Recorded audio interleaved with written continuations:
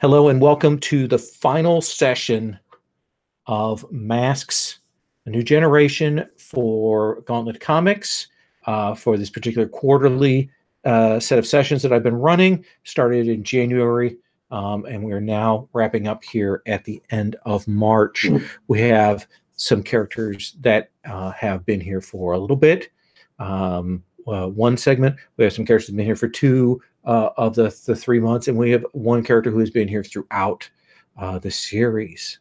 So we've got a really interesting dynamic and set of characters here.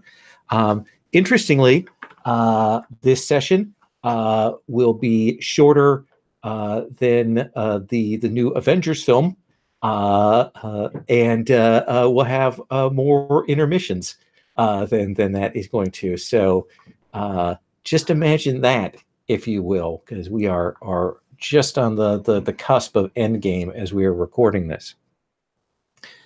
So last time, where we ended up very quickly, we saw Torrent feeling the pressures of the chronal energy. We know that she can tell that something is happening, something is coming.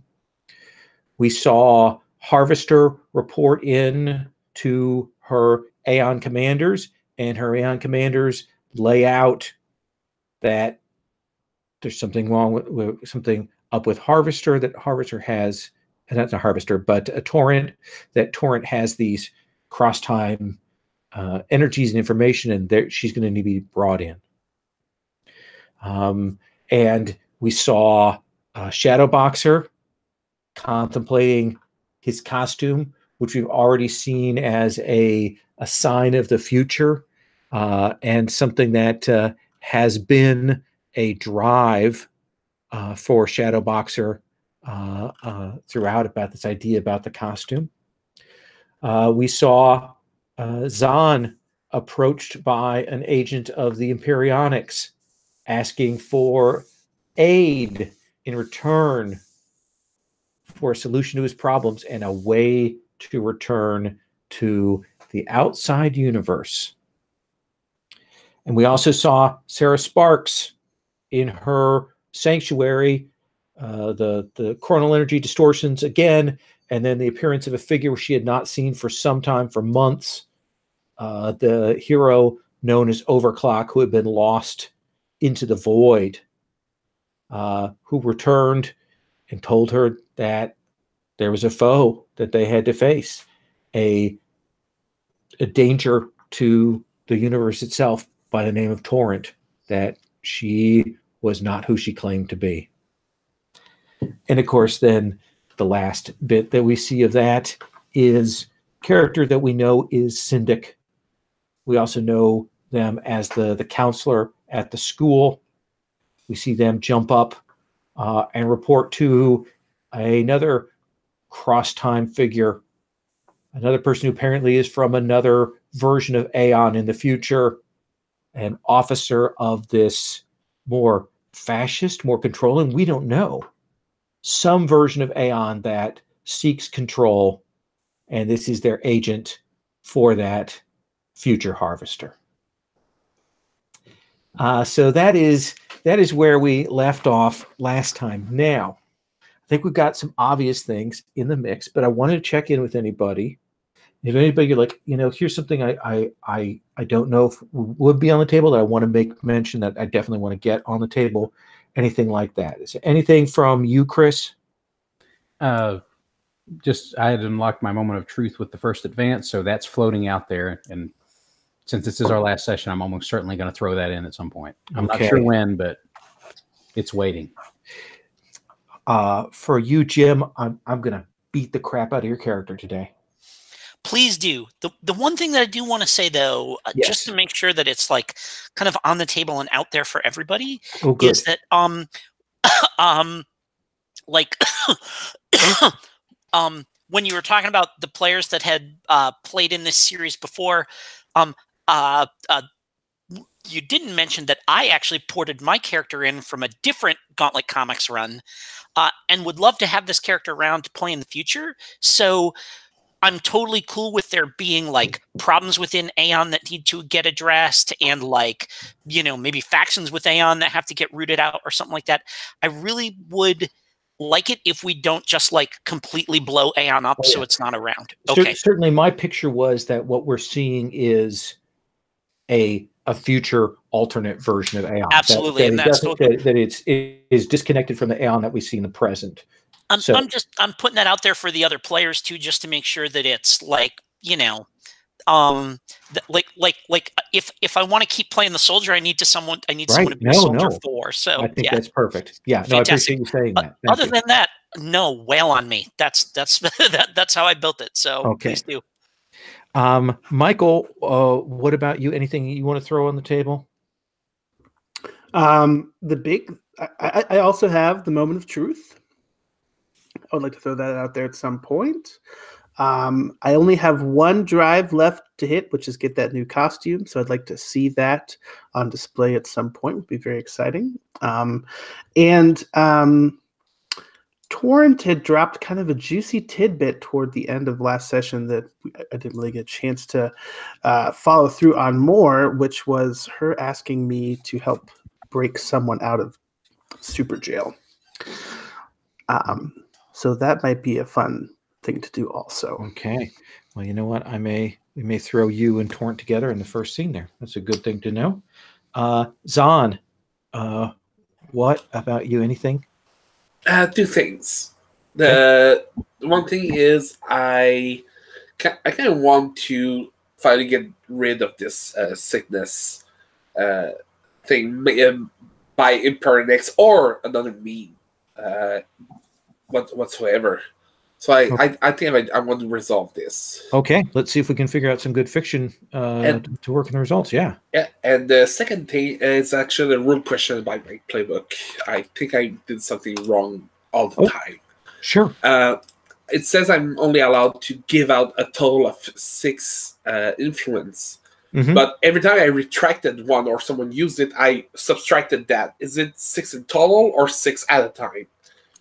I think it's 6 like at a time is my impression of it. Okay, that's how I did it. Yeah. At least that's how it is off the top of my head. And you've done it that way, so let's run with that. Okay, perfect. Okay. And finally, Stephen, what about for Sarah? Yeah, I want to help break Eduardo out of Aeon and get him some help. I want to stop him from going on the path that turns him into asphyxia. Absolutely. Excellent. I think that's a reasonable thing to have out there on the table. So what I'm going to do is I'm going to push on here now because this is the last session. We're going to take a break at the midpoint. When we get to that last hour and 45 minutes, that's the point at which you may see me start hard framing the shit out of things, just to kind of get things going. And it also means that you may see me, look at the time and go, okay, this is the point at which we've got to stop and we've got to allow you guys to have the chance to do the fiction, to do the epilogue. So I'm trying to keep an eye on time, and I hope all of you will do that as well. So let's start out with Torrent. And what you've had this this feeling, this sensation. You also still have concerns about Eduardo, and you had mentioned that to Shadowboxer. So let's assume that. Do you think it's that you contact him or he contacts you? I think probably once we got out of Sarah's HQ, I think probably she would try to contact him. Okay. Then Shadowboxer, you're contemplating your costume when you get that call. I think that part of my contemplation, we kind of mentioned last week at the end of the session, I was reviewing the tapes of older Shadowboxer fighting Torrent. So I think it's kind of, I almost startle myself when I see her name pop up on my phone. Oh, hey. Hey, I wanted to talk to you about helping Eduardo.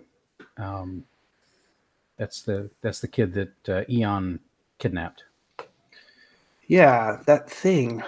We'd put a pin in that, hadn't we? Yeah, things go badly for him there. Like I felt that. That's one of those memories that that occasionally hits. Like we talked about that a little, and if he stays where he is, it's not going to go well. I've been thinking too about Chad. He's in that same place too, and the other Chad that we met seemed like a really cool dude. Yeah, maybe if we can go help them out, we can you know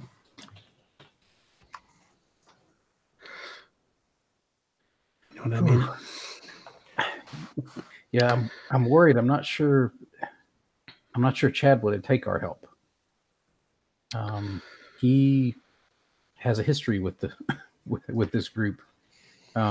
He's one of the first guys that my brother had to deal with. Back when he was part of the team. And I know that he and Sarah have some pretty bad blood. Yeah. I get the impression some of that is his fault. Like he did some bad stuff. I mean, if anything about anything about him that's been reported on the news or anything, I mean, he was not a good guy. Maybe he can change, but I know Eduardo is a good guy. Like I talked with him. Like I met him at school. I talked to him where he works. Like he was one of the few people that would like sit and listen and not, I wouldn't have to explain that much. You could just listen and it was good. And that's hard to find. I don't know if I can say the same about Chad, but I'm telling you, the first time I met him, he looked scared. He looked over his head. He looked like he wanted a way out. And when I pushed him and asked him about if he was a bad guy, I could tell, that pushed a nerve. And I think it's because deep down he's not a bad guy. I think he just needs a second chance, and stuck in that jail with all those other super criminals, I feel like that's not a good environment. I'm not sure who we can reach in that. I mean, I'm hoping it's not too late for either one of them, but I'm not sure that. I'm fairly sure we've got a shot with Eduardo. I'm not sure how much of a shot we have with Bolt. Well, I think it's just something I've got to do. I understand. Well, let's talk this through, and then I think Lola has something. Sorry, Shadowboxer, are you kind of supporting Torrent? Is that what I'm kind of hearing in this move I'm seeing here? Or do you think we're setting up to some more a different kind of thing that rolls out from this? Do you need some support, Torrent? Torrent constantly has at least 3 conditions marked. So. I was gonna say, I mean, it sounds like we're kind of maybe bargaining or trying to I'll help you, but you got to help me, kind of thing. Does that feel like support for Torrent though? Because I'm still going along with your plan. I mean, it certainly feels that way from her end, I think, because like having somebody actually listen to what she's trying to say. Well, let's get these 6 minuses out of the way, Absolutely. That looks like a 7, though. That is a 7, which is certainly enough for Torrent to have a choice of a marking potential or clearing condition. Oh, she'll go with condition. I think she's going to go with.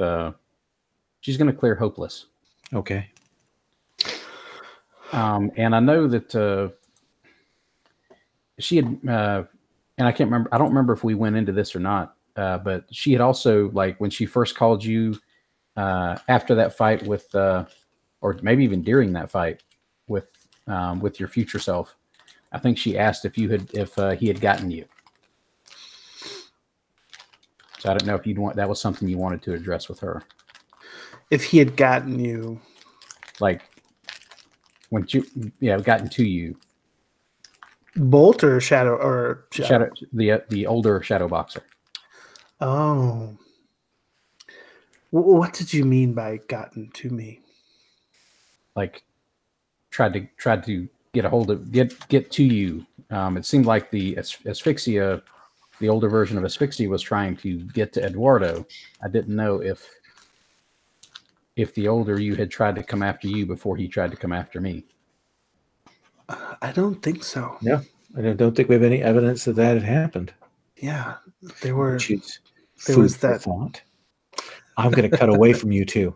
On that note, Zahn, Gabriel, crystalline humanoid figure says, I'd like to help you. Yeah, I heard your man saying something like that to me. Yeah, I'm someone who said that to you. I'm still here. I just want to know if you really want to get out of here or not. Because if you don't, if you want to stay here in the dirt. No, I don't want to stay. I don't want to stay.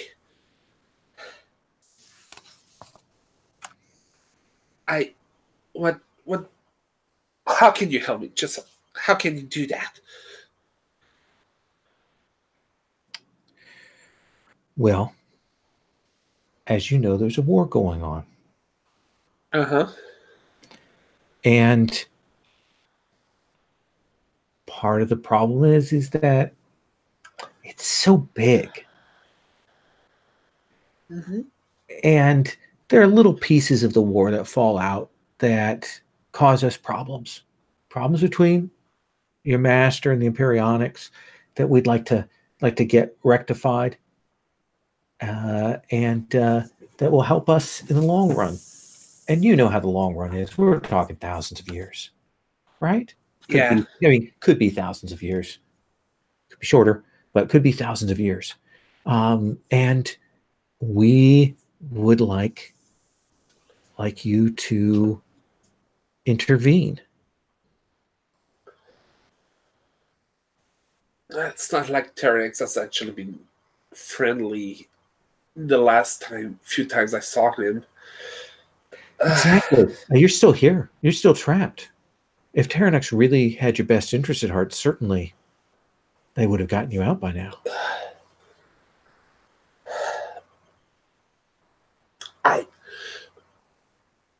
He always told me you were the bad guy. He's the one at war with you. But I need to get to her. I need to help her. Absolutely. It's all about helping people. Okay. Can't believe I'm doing this. So what do I need to do? At a certain point, I'm going to tell you to stop someone from doing something. I'm going to need you to interfere at that point. If you do that, carry that out, stop that probability wave from collapsing, then I will give you the secret to get out. Intervening. Something I can do. Absolutely. All right. Just getting in the middle of things. So you accept? Yeah. Yes. Excellent. I look forward to your journey amongst the universes.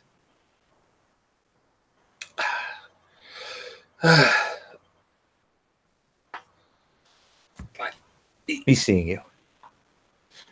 And I'm going to cut from that to, I want to save Sarah for last. I'm doing that kind of deliberately. So I want to come to Harvester. We've got a couple of things that are out there. I know you talked about Eduardo, but you also have this thing that's been dropped in your lap. What is your next move, soldier? So can you get real specific about exactly what my orders are here? Your orders are that Torrent needs to be brought in. They've contained the situation with Eduardo. They are much like that. They think that Torrent is a potential danger that needs to be contained, observed, and information gathered from. So this is so I'm bringing her in for questioning. That is a way. Sorry, you can no. I think you're absolutely right to ask these questions. Got it. You have the sense. Am I arresting her? They soft pedal it for you and say you just need to bring her in for questioning.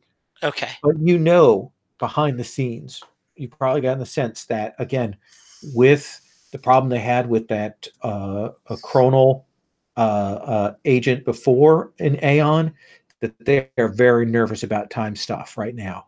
And that seems to be pushing them to be maybe overreacting. Oh, so no, they're not overreacting. This is crazy town. I hate this time travel stuff.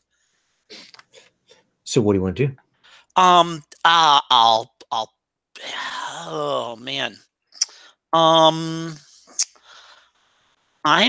going to, what am I going to do? I'm going to go to Sarah. Okay. In that case, I have to put a pin in that. Okay. Okay. And we'll come back to that. So let's hold off on that. Sarah, Overclock has returned from the void and landed in your facility there. And you've kind of gone to him, and he's seemed dazed, and he said to you that there is this figure sent by the Imperionics calling herself Torrent, looking like my sister, and she's here to destroy everything. And I look at him and I say, "You're going to have to give me a reason to trust you." He says, I fought my way back to you, to us, to here.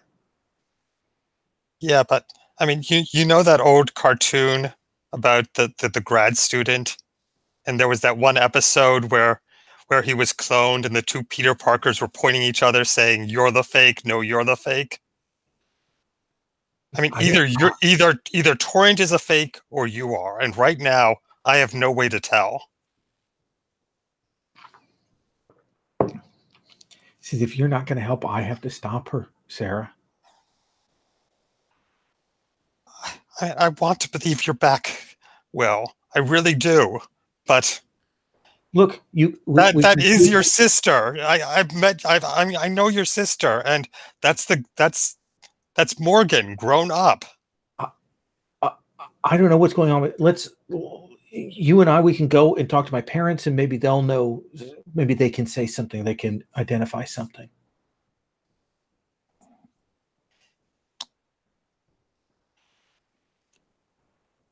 And I think Sarah nods and says, "Yeah." I want to ask you: do we have a move here for this?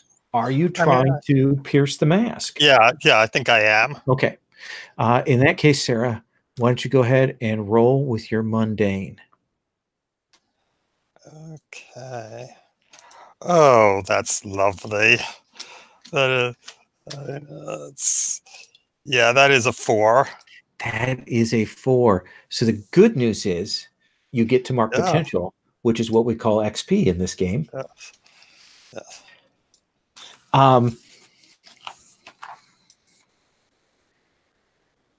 I think let's think of how we want to phrase this. What is it? What is it in his manner or in his speech that pulls at your heartstrings?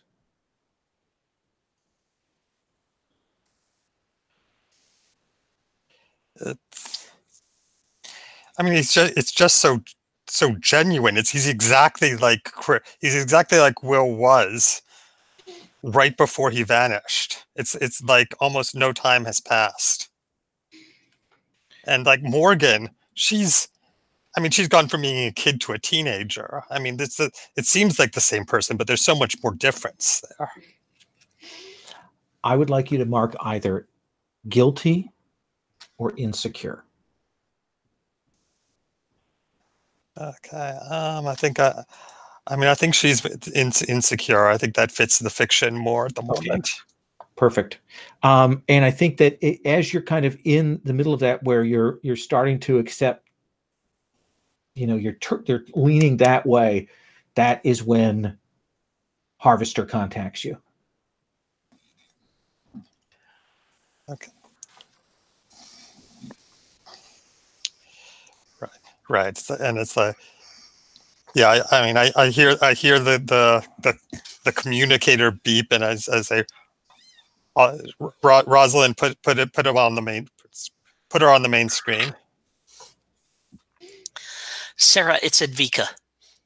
I'm not quite sure what to do here, and I could really use your help. All right, what's the situation? And I sort of gesture for Will to be quiet. Aeon is concerned that Torrent's probability alteration and time travel is going to mess things up in ways that she doesn't understand and can't control. And they've asked me to bring her in. And I was hoping that I could get your help so that we could... Look, she respects you. She doesn't respect me. She doesn't like me very much. But we all like and respect you. And I was hoping... I just could really use your help so this doesn't go south. Yeah, I can... I mean, the problem is, she doesn't trust you. She trusts Aeon even less. It's going... Are there any kind of assurances that you can offer her? Because, I mean, I got to tell you, I got the sense that if we let her walk into Aeon, they aren't going to let her back out.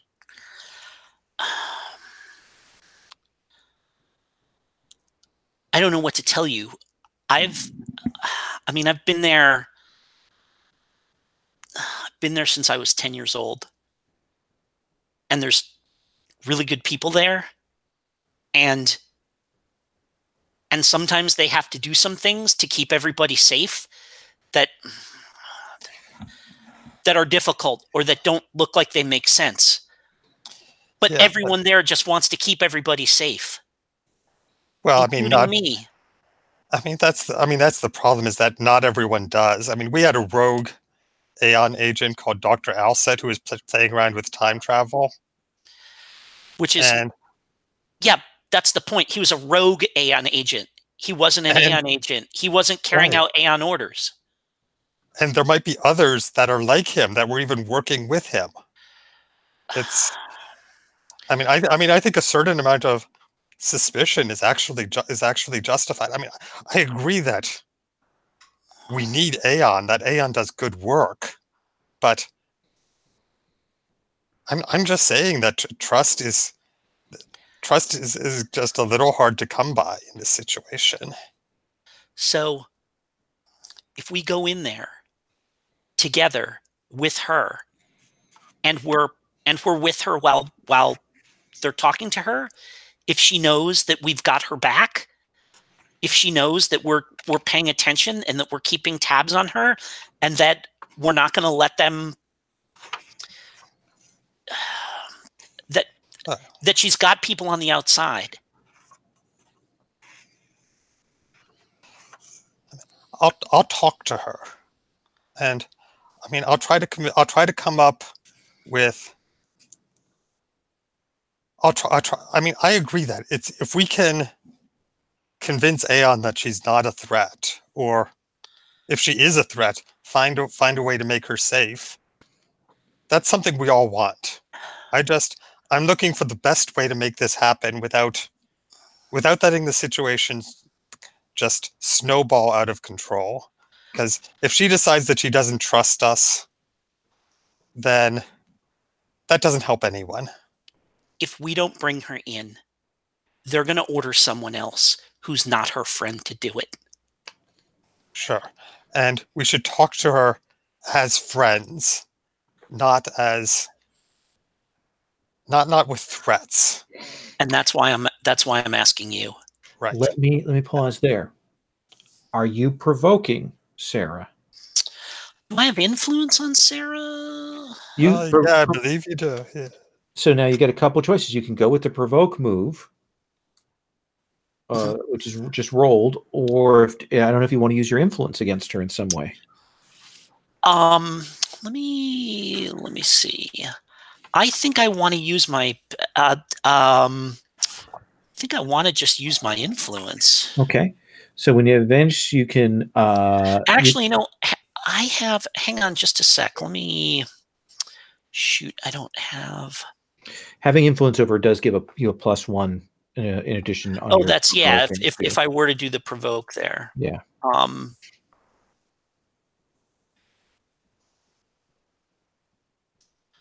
Let me see. Sorry, I'm looking at the moves here.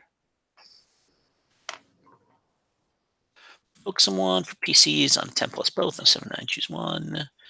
Yeah, I think that's provoke. Yeah, sure. I'll do that. And you want her to help you bring Torrent in for questioning. I want her to help me to get Torrent to agree to come in. Okay. I think there's a slight moderation. I think that's fair. Yeah. So you're going to roll with superior. You have influence over her, right? Yep. Mm-hmm. So it's superior with an additional +1. All right. So I've got my superior's at 1, so I'm going to be rolling at +2.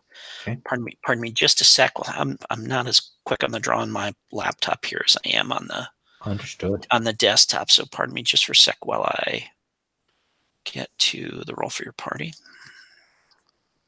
which is up top here. Boom, there we go. I got that. And that.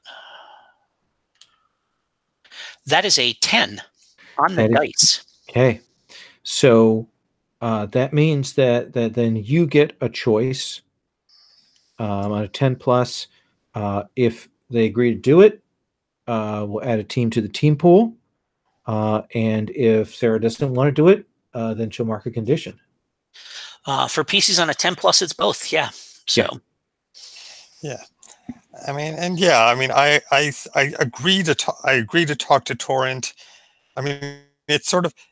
I don't think we can quite determine now whether I agree to do what he wants, because it depends on what Torrent says and how I react to that. Sorry, no. The thing I'm asking for is for you to help me talk to her.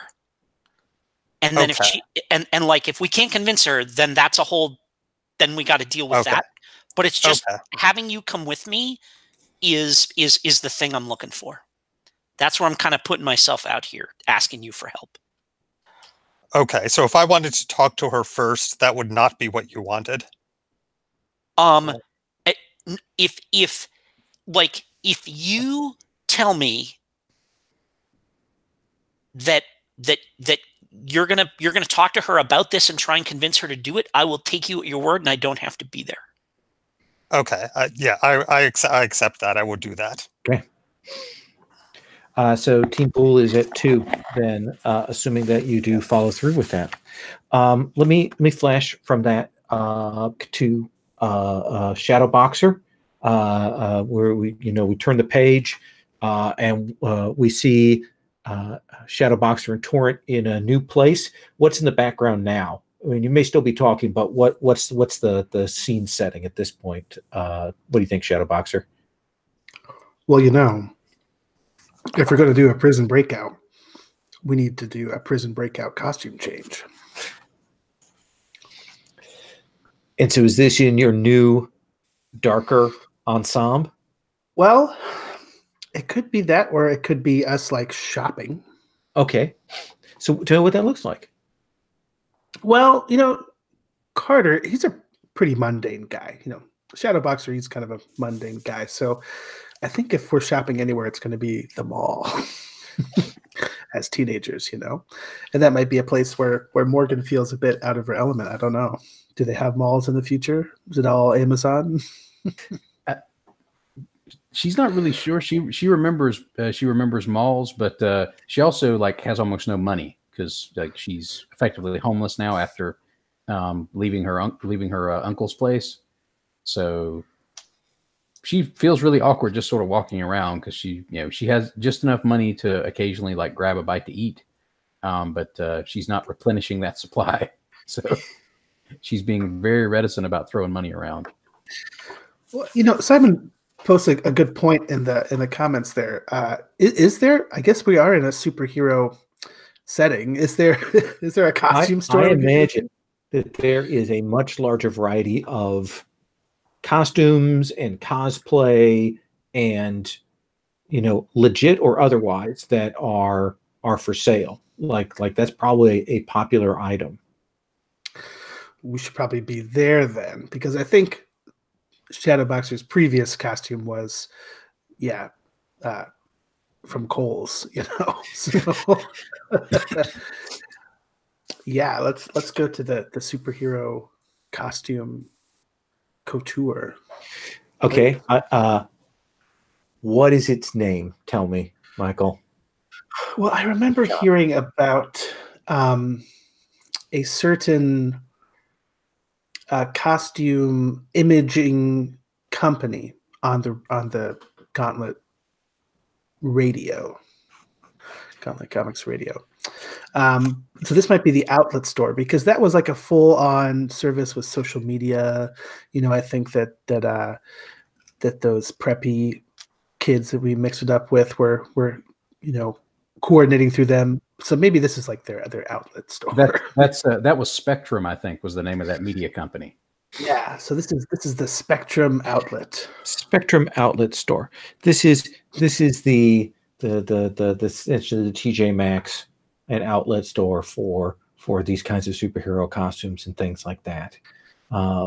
It is one of those things.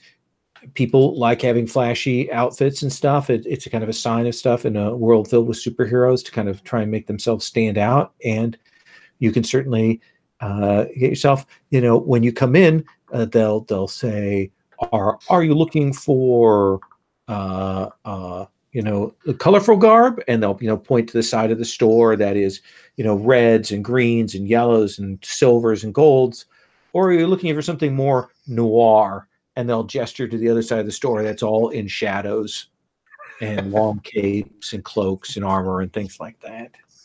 I'll gotta do the double finger point and lead you that way. More. Good choice, young man. Changing rooms are over there. Don't worry about it. I've been saving up my allowance. What else am I going to spend it on? Hey, just be careful that you don't get something that's going to actually interfere with your performance. I mean, it's really easy for something to look really cool in a mirror, and then you actually try to do stuff in it, and it trips you up. You say that, and I turn around, and there's this really big spiky 90s pauldron that I've picked up, and I'm like, oh, okay. Back down. You will definitely put an eye out with that. I mean, there's a lot of stuff on the 75% off rack that looks very Leafield-esque. Lots of pouches, bandoliers, that kind of thing. How is anyone's foot supposed to fit in this boot? How do you stand wearing these things? I don't know, but I bet I could do some really great jumping kicks with this. All right, well, so I think we kind of have a little, montage, probably. with like a freeze frame playing in the background or whatever. You get your revised jailbreak costumes there. Torrent, what is it that makes this look different from the costume that you already have? Well, her existing costume had this sort of, it was designed as a dramatic costume, so it had like a lot of futuristic looking cloth that had like a digital effect, so it would have like a little rainbow effect or color change depending on what sort of energy she was channeling. And I think with this costume, she's going more drab, so that the trigger for her powers isn't quite as obvious. Like her old costume had a lot of effects based on what she was doing. Like if she was channeling heat, like it would flash with like yellow and red on the hood and on the little short cape. This new one is like it's a lot more in the vein of like the dark Daredevil costume sort of thing. Okay. It's still dark, but there's a lot less color and a lot less moving parts. Like the more muted approach of the later Marvel Universe costumes. Yes. Okay. Drab colors. And because this is your drive, tell me, what is your new costume then? Shadow Boxer. Yeah, so there's like some cool like padded gloves with like the like carbon fiber kind of like in lining or whatever, and like the kind of tight black pants and the utility belt. I don't have anything to put in the utility belt, but you never know what you might pick up. But I think like the piece de resistance, right, is like this like sort of like in the corner, like covered in dust, and I have to like kind of blow it off. It's like this like bicycle or like a motorcycle helmet, right? That like looks almost exactly like that one that I saw Shadow Boxer in the future wearing, right? And it's got like the very dark black like front cover, and I can like see my reflection in it very clearly, and it's just like, this is the one. Absolutely, and you will be able to complete that drive. Yes. And action figures are sold everywhere. Yes. Now I'm going to cut away from you, but what we've got on the table for you two is whether you want to scout the area, whether you want to pull in someone else, or want to make another choice about how you want to approach things. Does that seem like a reasonable next step for you and Torrent? Okay. Zahn, Gabriel has left you, and has mentioned that you shouldn't tell anyone. Yeah, I kind of figured that one out. I just wanted to be explicit about it. You know, rules are. So what do you do? Who do you go to? I'm going to call Sarah. She's usually at the center of everything. All right, so we cut from the sort of the end of Sarah agreeing to go and try and talk to Torrent, to Zahn calling you Sarah, sort of before you can even kind of move on to the next stage. Okay. Rosalind puts on speaker. Hey, yo, Sarah, what's up? It's Game Boring here. What do you want me to do? Any action? Action? Well, how do you feel about breaking into an Aeon facility? Sure, sounds fun. Okay, let me work on a plan for that. All right. Do you know where the facility is? I could scout ahead while you're working on that. I was just about to figure out which one we wanted. Oh, okay, perfect. Let me know as soon as you can. Sure thing.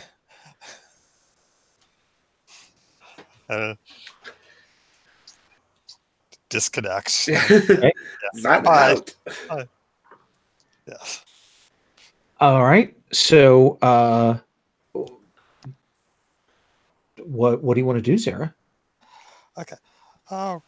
Rosalind, there's a student named Eduardo at Desmond Zola, who is the younger version of Asphyxia, recently apprehended by Aeon. I want you to work out where they're holding him and how to get in there, possibly get him out.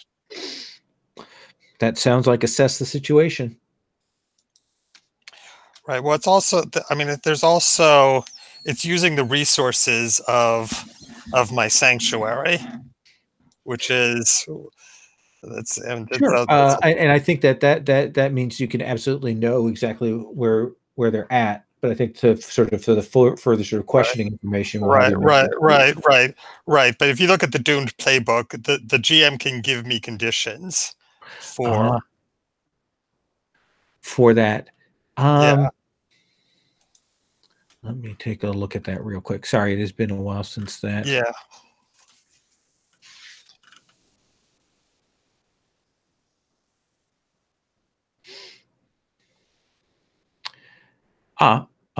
So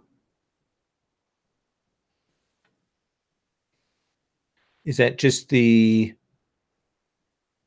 draws dangerous attention, easily damaged or tampered with? Is that what you're talking about? Or is there something else at the sanctuary? When you call on the resources of your sanctuary to solve a problem, say what you want to do. The GM will give you 1 to 4 conditions you must fulfill to complete your solution. And then there are these 6 boxes at the bottom of the playbook.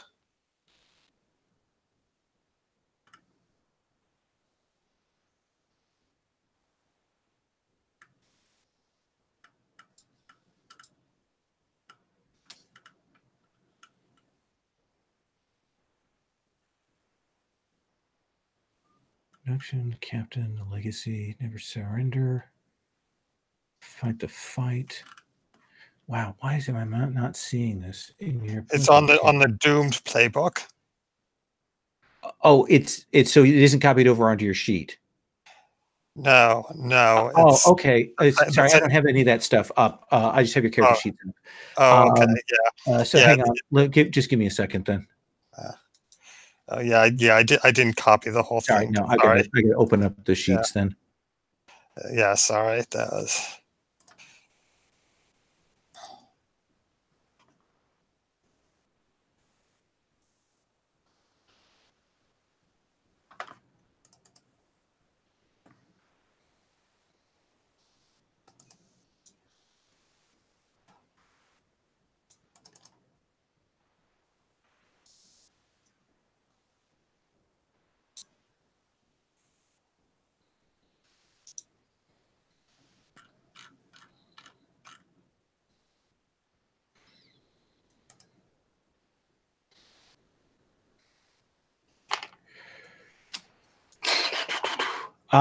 So you want to complete your solution.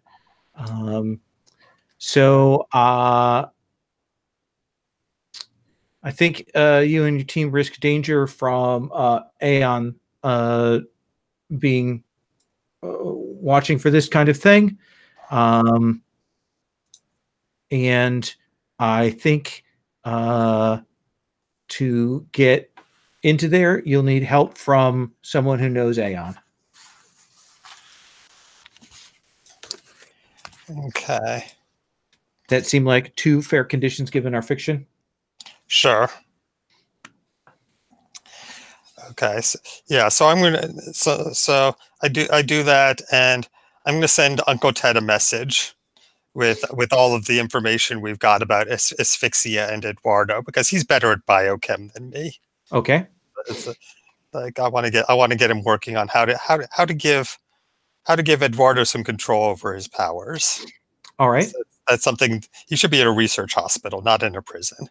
And now I'm going to contact Torrent. Okay. Let me come back to you with that in just a second. So Harvester, you've let Sarah loose on the problem. We don't know where your other teammates are. They were worried about Eduardo. What is your next step? It is probably to what time of day are we here? Oh gosh, I think when we left off last time, it was afternoon, so it's probably late afternoon, getting on evening. I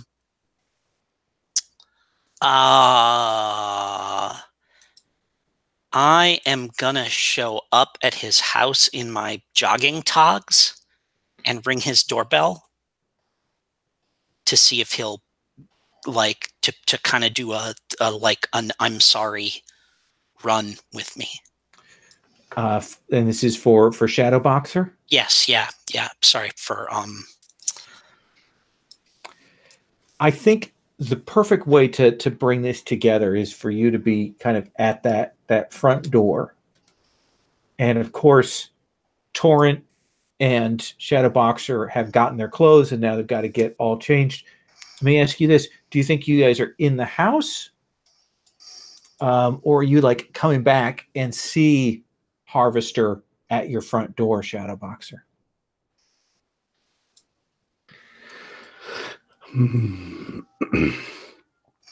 I think it'd be fun if she came to my house because my parents might see her again. Okay. Oh yeah, I totally want your dad to answer the door here. Like that's So, but are you in the house then, Shadow Boxer? Are you and Torrent getting your stuff together? Yeah.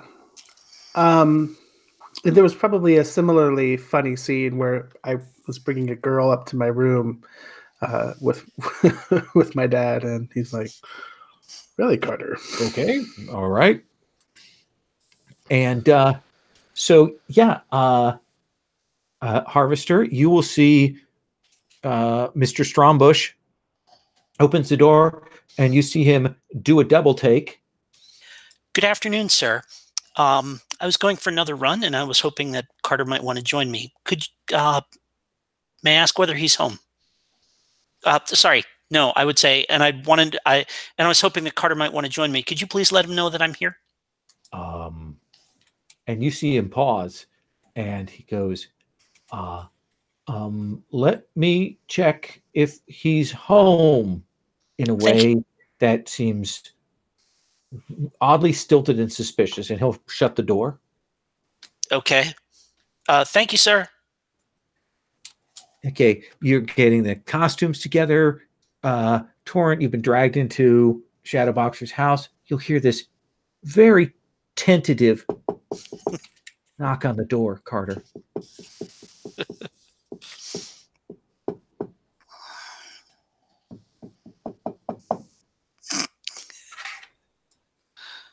Carter.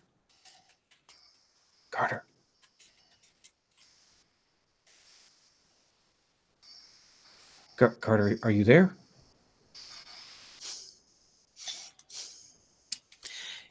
You muted, Mike.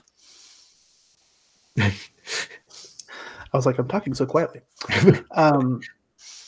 Yeah, I think I say, Dad, I'm a little busy. I'm like pulling on like my tactical turtleneck here. Can I have just a minute of your time, son? I like pop open the door, like just enough to put my head out. Like, Dad, what's going on? Now, son, I don't want to be misunderstanding a situation or getting in the way of something or completely, but, and he kind of looks past and sees Torrent, who looks a little more maybe downscale, street smart kind of character. Is she half dressed right now? Are they changing costumes? I don't know. He kind of looks back and he says, your friend Advika is downstairs. Shall I tell her that you're here or not? What little color I have in my face drains away. I don't want to get I'm in the not way here. of your macking. I'm not here, Dad. I'm not here. Okay. All right. And Mr. Strombush comes back down and says, I'm afraid he's not here right now. Well, thank you, sir. whenever he gets home, could you please tell him that I stopped by and I'm hoping that he can call?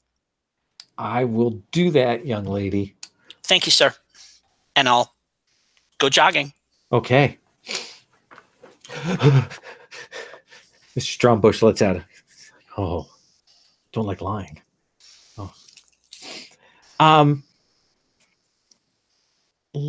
It's 9. Let me take a 5. Let's take 5 here. Okay, so I can catch my breath, and then we're going to come back and we're going to figure how to steer our course here. So take 5.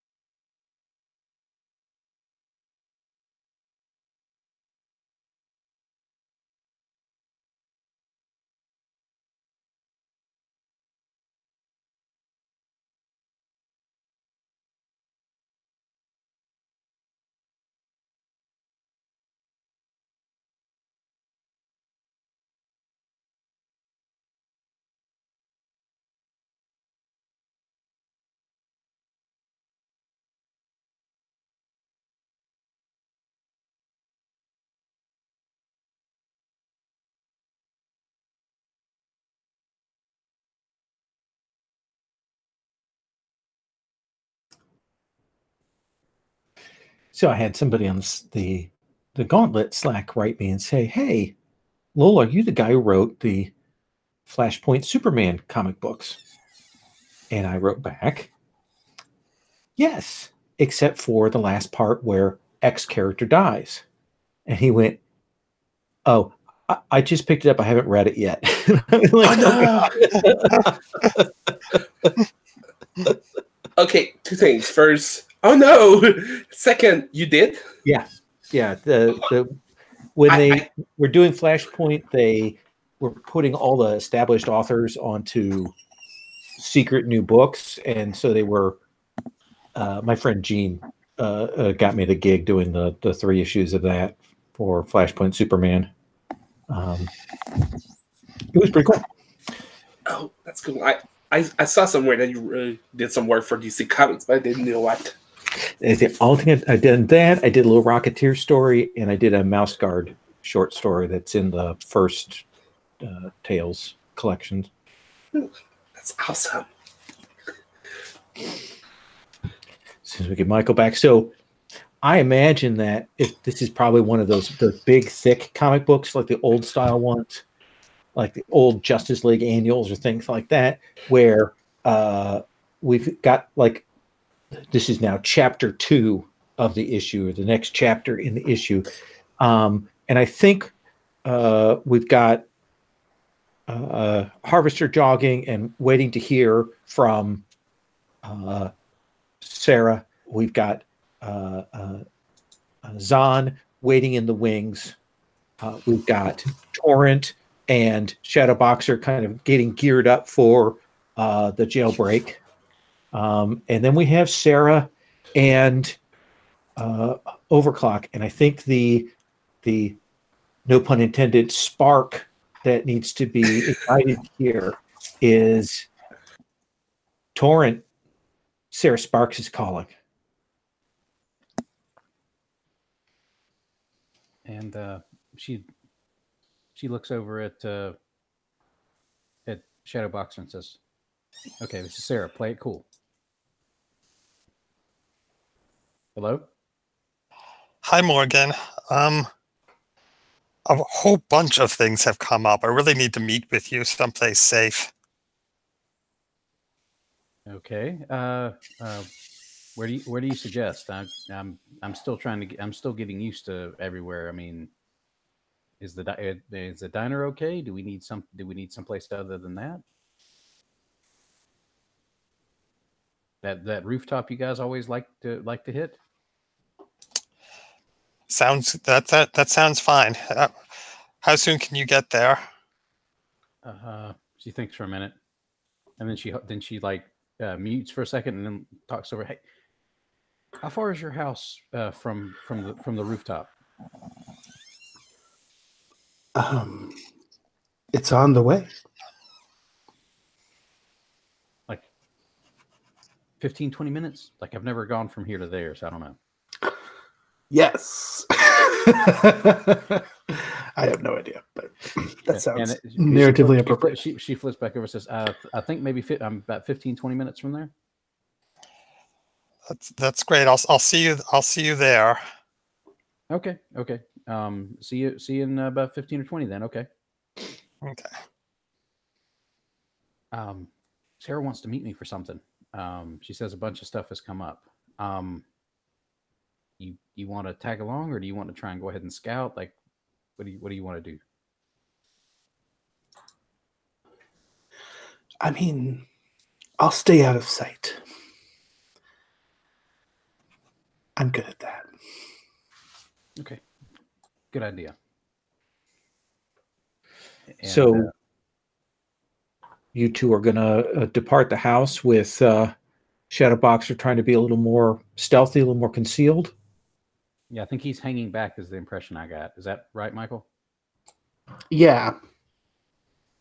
Okay.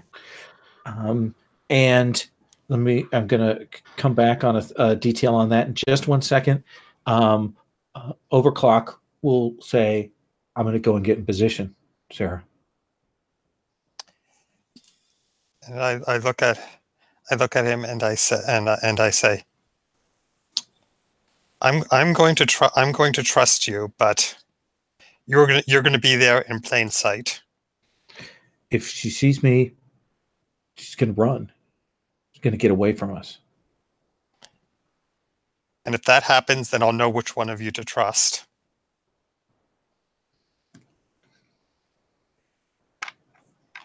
Okay, it's your call. And Zahn, do you call Zahn and tell him? Yeah, I think so. But I mean, I do not. And I think I text him while Will is not looking, and I tell Zahn that I want him at the rooftop. I want him observing, and I want him to stay out of sight. And I tell him that there's somebody with me that I don't entirely trust. Ooh, I like that. All right. Then Zahn, he'll be given those orders. Harvester, you're trained, military, a little disciplined, a little suspicious there. So I assume that you are observing the place.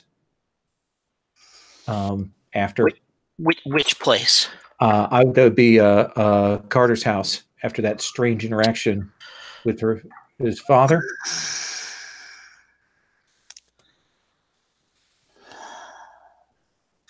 I don't think so. No. Okay. Nope. Then where are you going? I'm going for my jog, and I'm waiting for Sarah to call me because I trust Sarah. Okay. Sarah, are you calling her before this goes down? No, I mean I don't trust Advika entirely either, and I mean I think Advika has divided loyalties, and I want to protect Morgan if I can. Okay.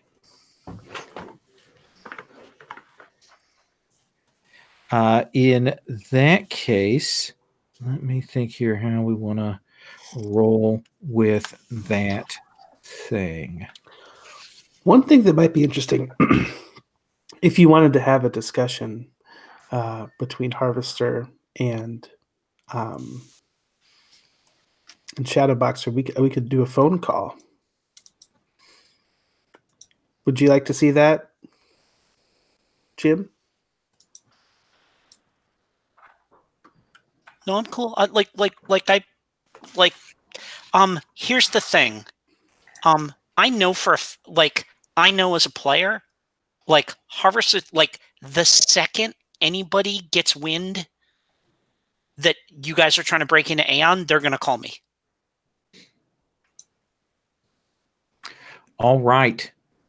So, and whether that's because they've got a tap on that computer that was just sitting there at the bottom of the ocean that we established last game, they've been monitoring, but just hadn't been paying attention to lately because there was no one there or whatever. All right. Then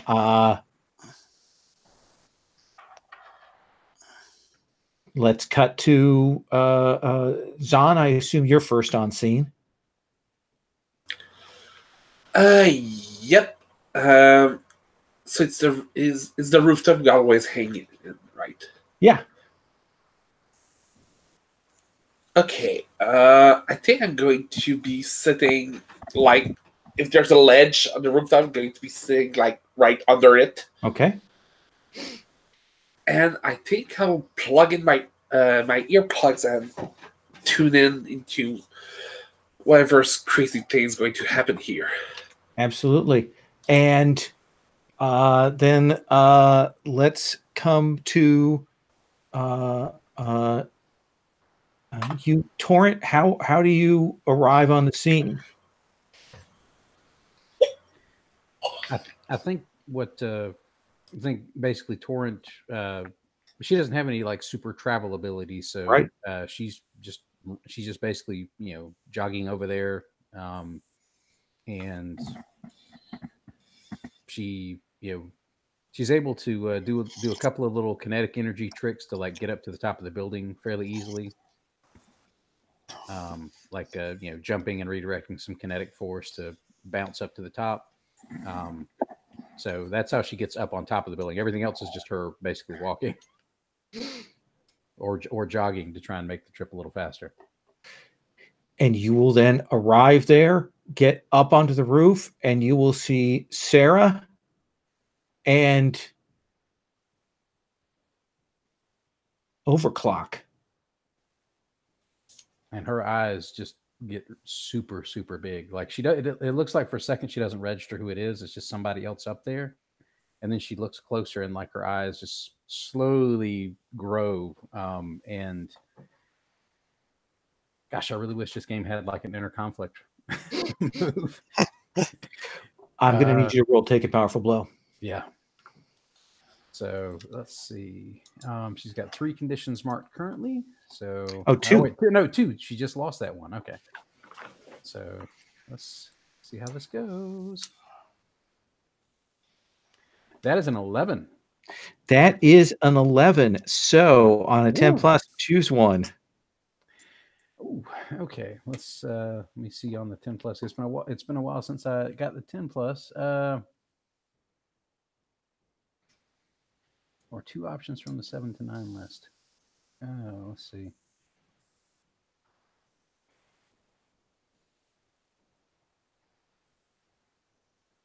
Ooh,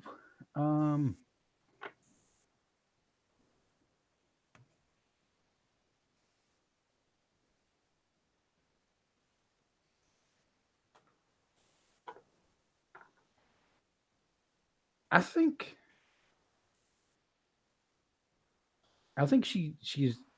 her eyes just keep getting bigger and bigger, and she's like, yeah, and then she passes out, like she drops.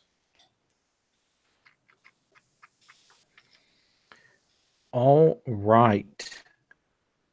So you'll see Torrent collapse to the ground.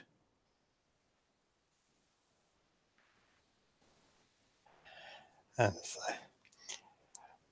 I'm going to go over and make sure that she's all right, but I'm keeping an eye on Overclock because he's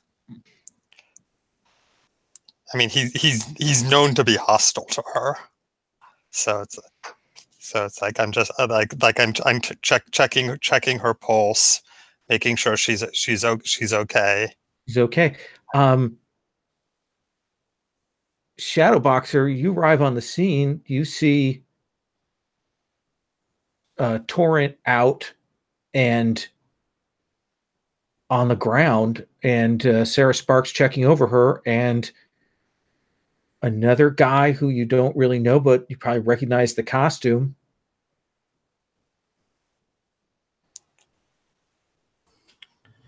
Sarah, what have you done?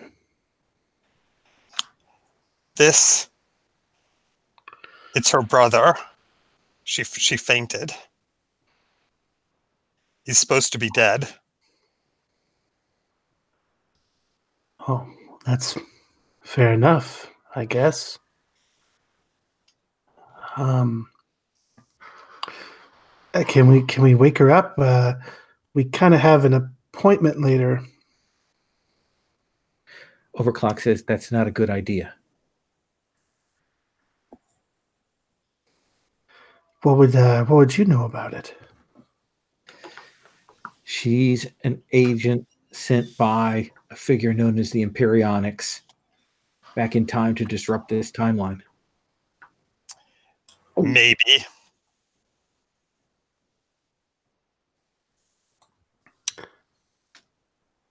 Torrance, my friend.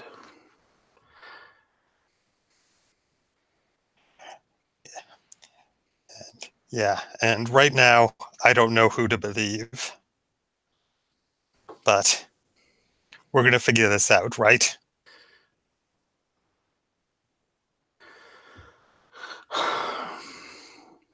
If you want to help Torrent right now, I know what you can do, but you won't like to hear it. Tell me.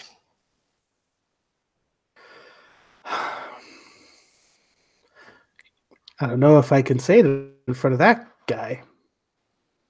I glance at Will. I tell Will, come back in 10 minutes. Will goes, I'm not coming back. And he will fly off. I'm going to do what I have to do, Sarah.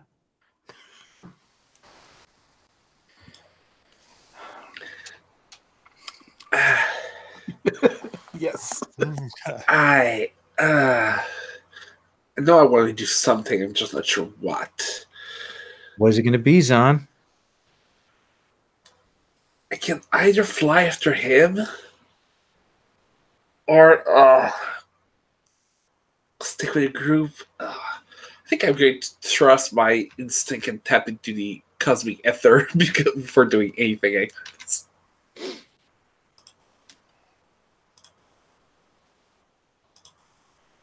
Oh, 13. 13. This is the cosmic ether one, Zahn. You got trouble incoming, like very, very soon. Like there are dangerous forces coming right now to this location. And torrents out on the ground. Sarah seems distracted by whoever this figure was that just flew away. And it feels bad. Okay, I'm staying right here and doing at first sign of trouble, I'm going to stand in defense of that group. Everyone. Are you changing your labels at all? Because you can do that with that 13. Oh yeah, no. Last grade I took was to re-switch my label, so I'm exactly where I want to be. Harvester. You get a call from Aeon updating you.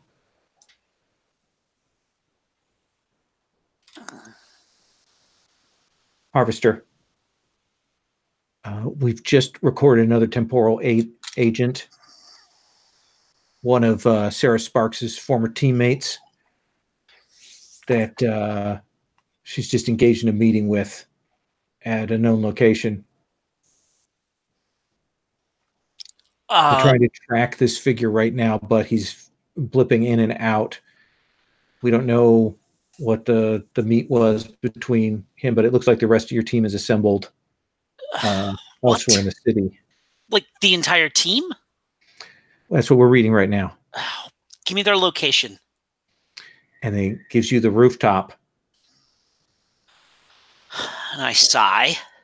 And like I, like I jog into an alley, and then, like there's like, and then I'm, the spider arms are either side of the building on either side carrying me up onto the rooftops of NGC, so I can just kind of across to where they are. Absolutely.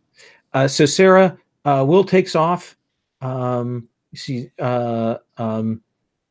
Shadow Boxer. What are you saying to Sarah needs to be done?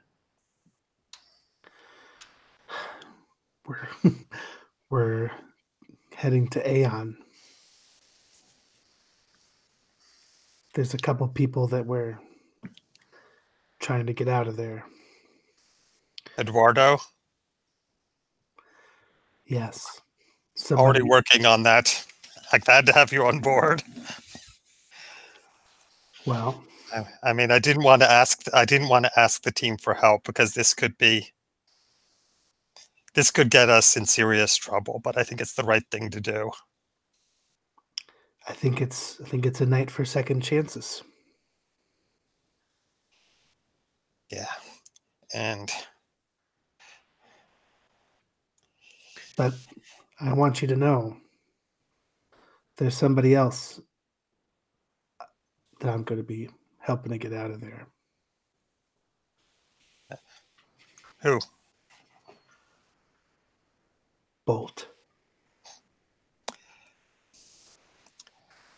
I mean,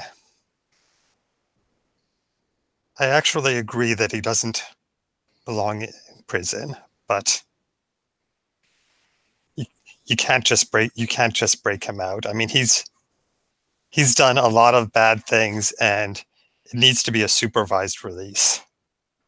He's got to. We've got to.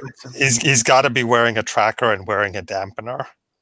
He should go back to school. I agree with that, but I'll keep a sharp eye on him. He's my responsibility now. I owe it to some other sister that I have in another universe. It's just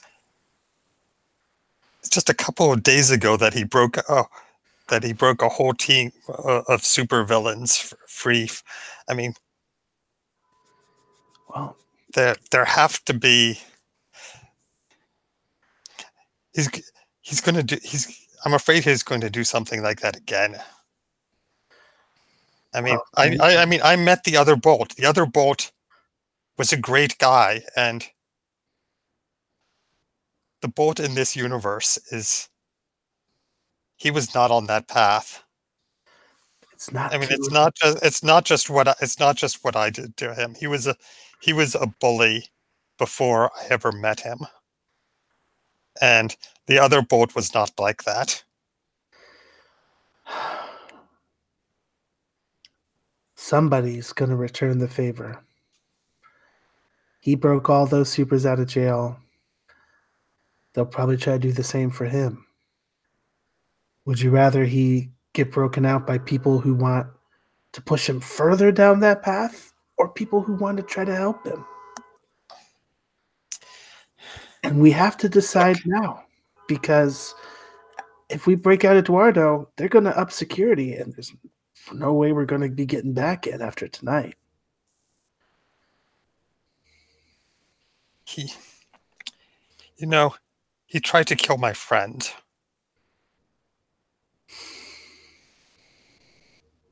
I'm just saying, let's try it the legal way first.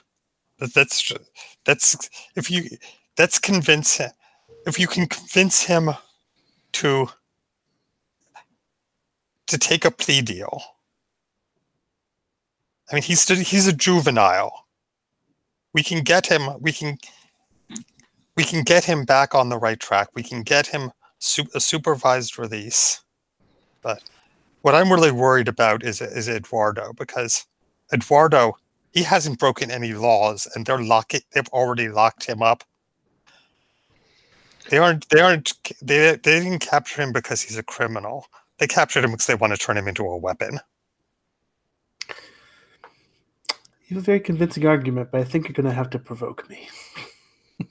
Okay. All right. Let's see. What is provoke? That is superior. Do you have influence over Shadowboxer? Yep, I think I've got it on and with everybody. Yep. Yes. I am fully intertwined now. Okay, and what condition affects that? What condition affects that is the provoking is guilty. Don't have that one. Okay. Yes. So 8 plus 2 plus 1 is 11. I will do it. Yeah. Okay. Yeah. Add a team to the pool. So you're agreeing to do that. Are you guys on the move, or what's the deal here? Right. Well, I think we're trying to revive Torrent first. And so let me think how that gets resolved on that. Because she's out for that scene there. right. So I want to consider a way to do this that makes that the cost feel substantial. So I think at this moment you're unable to revive her in this location. Okay. I think I'm going to try. I think I'm going to bring the team back to the focal point, the sanctuary. Zahn, are you saying anything about any of this, or what is your plan here? I was trying to stay out of sight until the trouble comes in. So I'm not trying to say anything. I'm just looking out. Okay. Then I think that's a point at which you're kind of getting Torrent up. She's unconscious, trying to get her up when Harvester arrives. And I come click, click, clickety, clickety, click over the top of the building. And I kind of look at everybody. And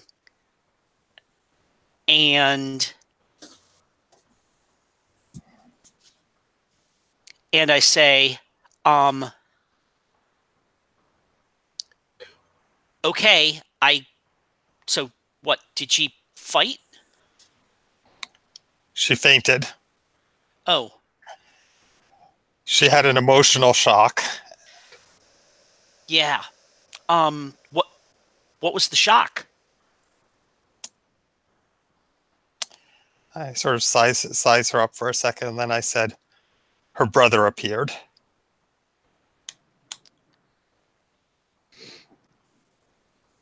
Okay. So what now? Now I'm heading back to my base, and I'm going to wait for her to wake up, and we're going to talk, like I promised. If her brother is out there, we've got to. So, her brother, who's a temporal. He has time powers, right? I don't think he specifically has time powers, but he's definitely a temporal anomaly. So let me just step out of character for a second. I'm not entirely clear on what his deal is, Overclock, because I didn't play in any of the previous games.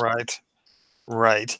I mean, he's sort of a cyborg that he was infused with future technology. And I think it is a fair description to say he has time powers, since he's drawing it off that source. Right. I think that's fair to say. Right. Is he wanted? No, not. I'm asking Lowell. Yeah. No. He is like Torrent, considered right now. And that's the thing they said, is that he is a temporal anomaly that poses a danger. Okay.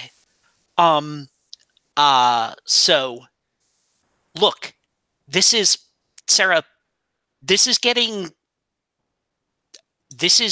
complicated and dangerous. We've got to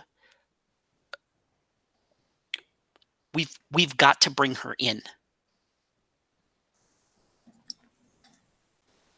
We've got to give her a chance first. We've got to explain the situation.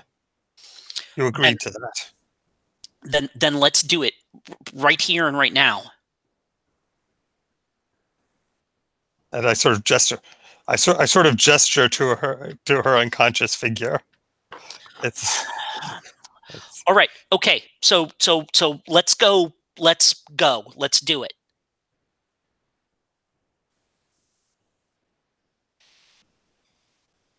What are you guys talking about? Aeon wants Morgan for questioning. You can't be serious. What do you mean I can't be serious? Well, you can be serious. She's very good at being serious. Do you understand that she can travel through time? Do you know what that means? Do you have any understanding of how incredibly dangerous she might be? But Edvika, she's our friend. How long have you known her? Long enough. Okay. That's why That's why I asked Sarah for her help in asking her to come in peacefully, and Sarah agreed.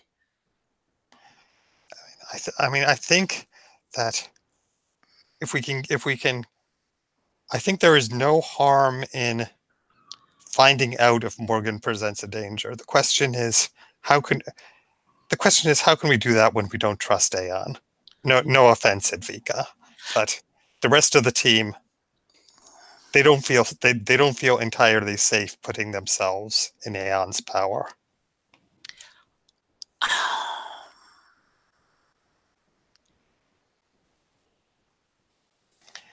Why not? Because I need you to understand that when you say you don't trust Aeon, you're saying you don't trust me. You heard it right then.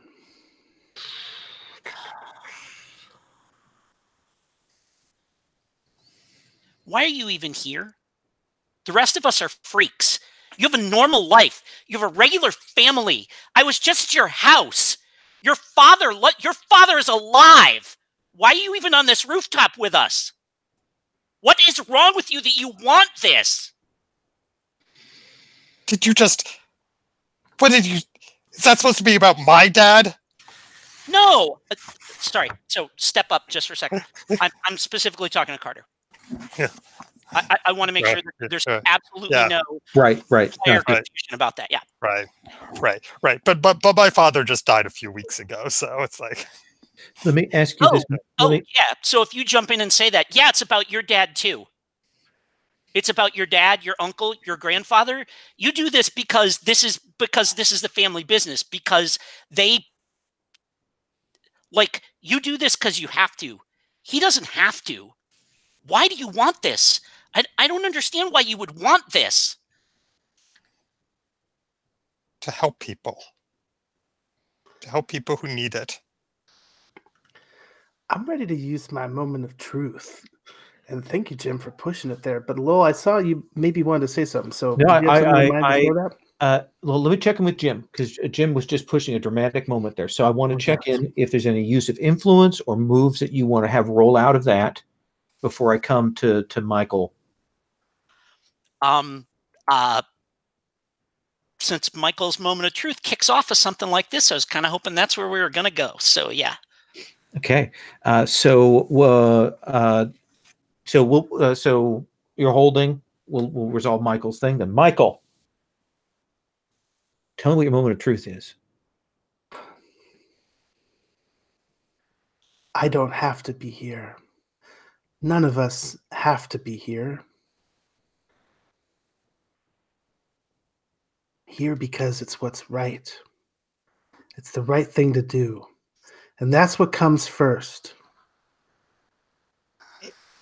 And Eduardo, he does not deserve to be in that prison. And we're going to get him out of there, whether you like it or not, whether it goes against your orders. You can just try to stop me if you want to.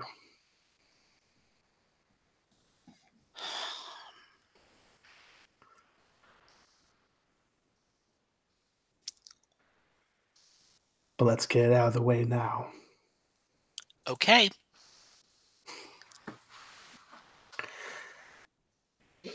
You're going to find out why I took the name Shadow Boxer.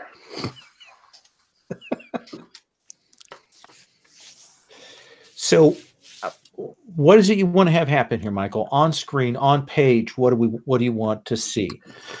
Is it more important to you that we see a throwdown between you and Harvester, or is it more important to you that we see you going off and getting Eduardo out?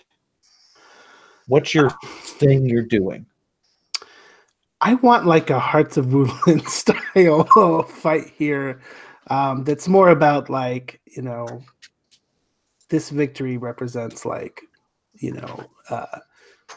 this goal of breaking out Eduardo is the morally right thing to do, and basically that Harvester will have to decide whether that is the right thing or not. But I want to win the fight. That could be you conceding from seeing my determination. It could be me just beating you up. But I want, like, visually, I really want to incorporate, this idea that Harvester gave me back, like, in session 1 of, like, phasing in and out with the punching, Yeah, I kind of love the idea that I told you how to beat me. Yes. So I'm imagining it's just like the one-page fight, and seeing some of those, like, key moments of, like, your, like, spider, like, spike going through my incorporeal body, and then me, like, spinning around and punching you, and you being surprised or whatever. What's the turning point for you, Harvester, when you realize that he's figured it out? He's stronger. He is a lot more like that future shadow boxer right now. Yeah, I think that it's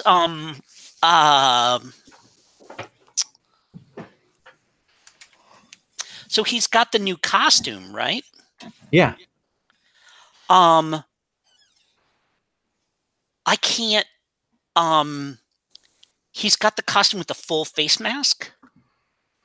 I think right? It's got, like, a thing that, like a face plate, right? Yeah, I think it, like, can, like, Iron Man up and down or whatever. So every time I take a swing at you, I see my own face reflected back at me in that. And it's like, and like we throw down a couple of times and I come back and I've got a bloody nose.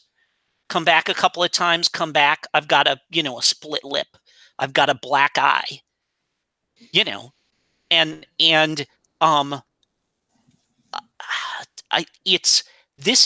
So absolutely you're going to win, but it's going to be, like, bloody and brutal, and, like, you have to beat the shit out of me. Like, literally, I am barely conscious. I'm, like, trying to keep my hands up, and the arms are holding me up while I'm almost, like, I'm semi-conscious, and the arms don't drop me until I am, no kidding, like, out. I couldn't stand on my own, but they're holding me up, and you've got to just, yeah. Oh yeah. And, like, I literally have the move on my character sheet. I can do this all day. And that's what it is. It's, and I'm like, if you're going to, like, you have to finish this if you want to finish it. I think, like, at this point, like, my face mask is up and, like, there's just, like, tears streaming down my face. Yep. And, like, you've got your hands up, like, ready for, like, that one. Oh yeah, and, like, blood, like bruised, bloody knuckles and stuff. Because, like, I've been doing stuff like taking a swing at you and you phase, and I, like, punch a concrete wall and stuff like this. Punch bricks and things. Like, my knuckles are all messed up, and I've probably got some broken fingers and stuff like this. And yeah. And I've got, like, the fists cocked up, like, ready to, like, knock you out. But if it's cool with you, I want to move in for a hug instead.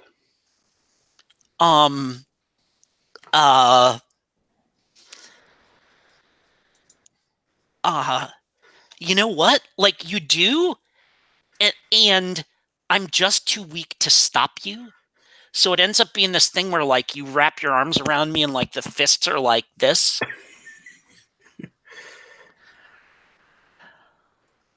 Let me pause that for a moment here. Let me put a pin on that.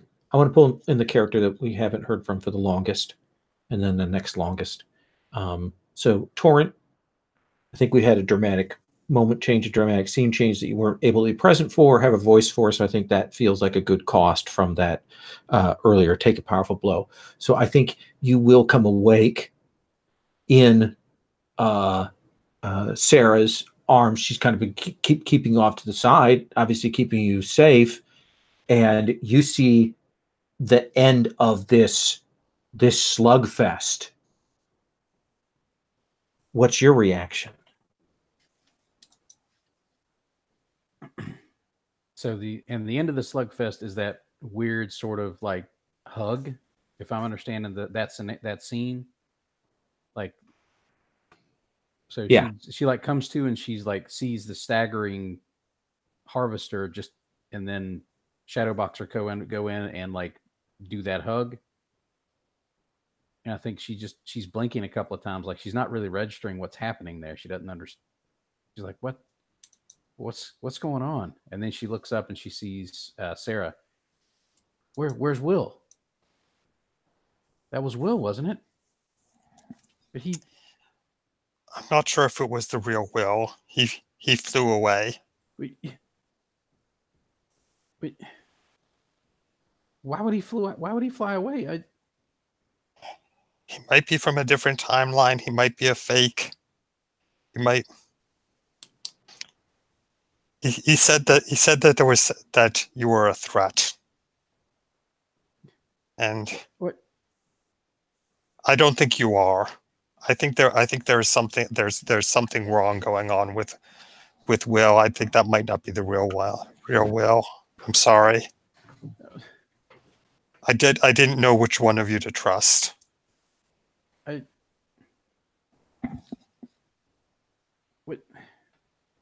But I didn't even get to talk to him. Like, he's been gone for. I know. And she's. I just pat her back, and it's like I know.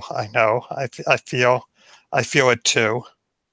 And she's sort of sitting down and just sort of rocking back and forth, just like sucking in like deep breaths, like not. There aren't tears, but you could tell like just from the way she's breathing, like they're just right there on the cusp of coming out. Yeah, and I'm going. It's okay. It's okay. It's okay. I mean, I think I'm definitely doing a comfort and support here. Okay, let's have you roll with mundane. Okay. Oh, and I'm angry. That's not good. Yep. So 6 plus 1 minus 2 is a 5. Oh, and I think I get +1 for having influence. Do I get +1 for having influence over her? I believe so. Yeah. That's still not quite enough. So that's still just a 6. Okay. Maybe I can pop in and use a team. Yeah, that seems fair. We've got a team in the team pool from earlier things. If you want to do that, tell me how you're doing that. Not sure though. Yeah, I threw that out, but I'm really not sure how to do. Yeah, I could do this.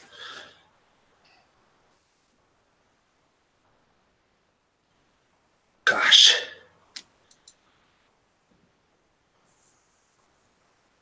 Okay, no, I won't do it. Sorry. You'll hear, "Stay back. Don't help."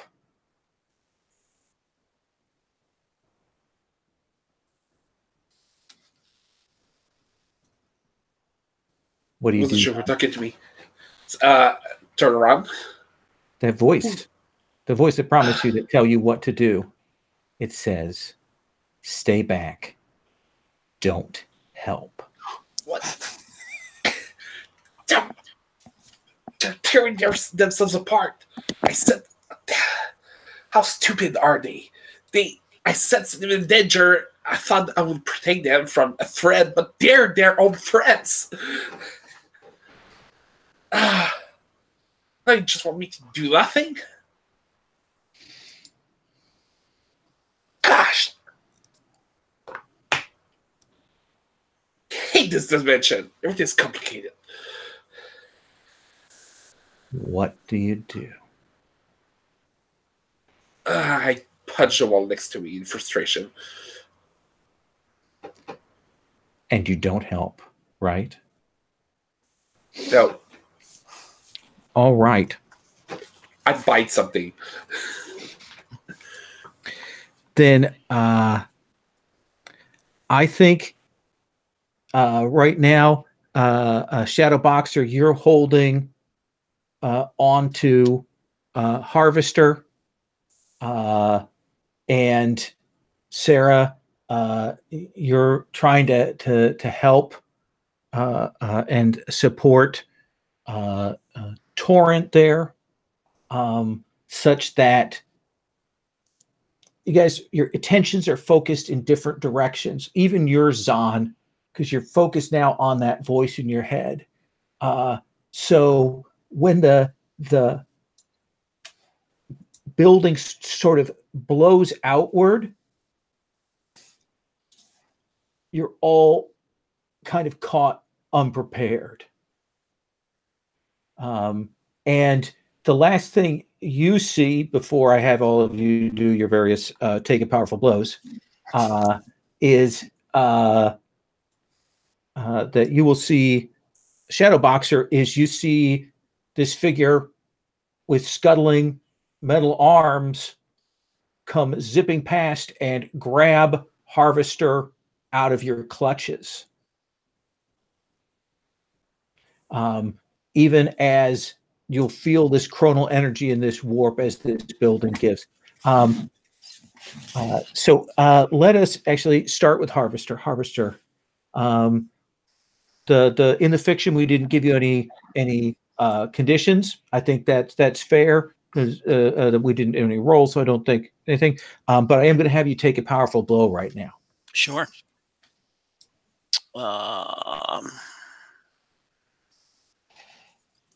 Yeah, and I've actually got Torrent in my arm, so I think I'm going to try to defend Torrent from what's happening. Excellent. Good. That's a 4. Look at you, marking potential, taking down names.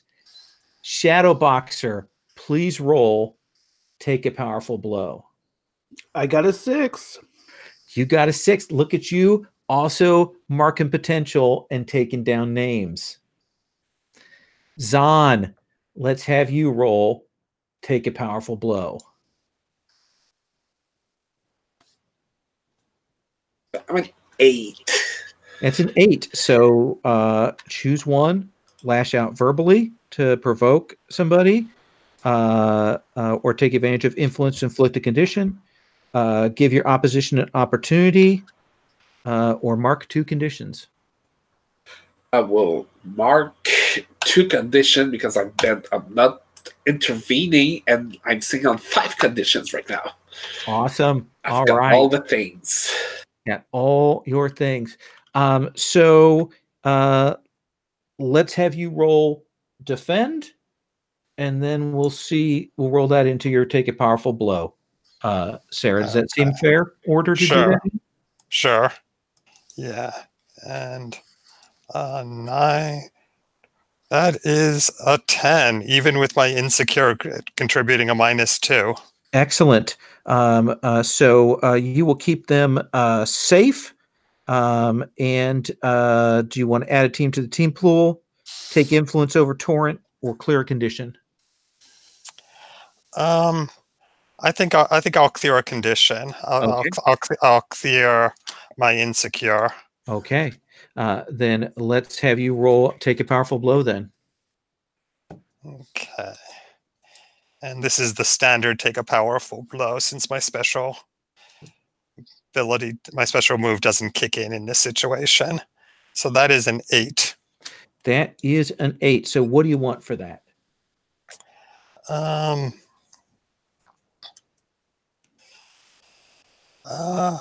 I think I give ground. The opposition gets an opportunity. Okay. I'm going to take a quick 5-minute break here, and then we're going to roll into the climactic scene here, and we'll try and set things up to give people interesting moments here. All right. So let's take 5. Okay.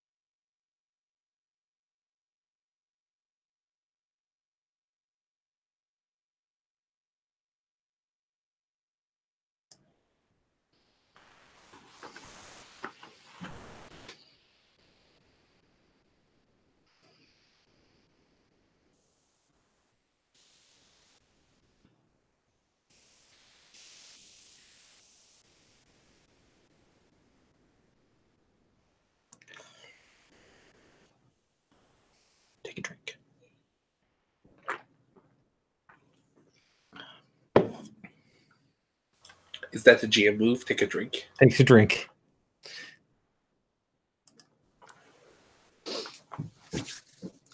That's the thing I do to Sherry now when she's muted and starts talking. It's mean. So I want to start with Harvester. All right. I want to start with Harvester, and then we'll come to the background. Harvester.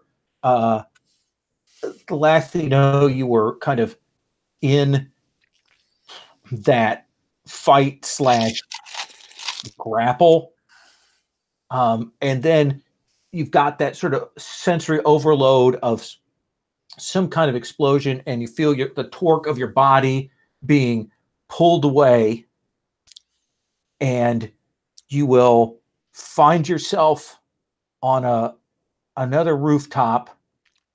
In the background of the panel, we see the smoke and debris and everything rising from the scene. We can't see who's there. We can't see what's happened to the rest of the team, but we see that older Harvester figure standing above you.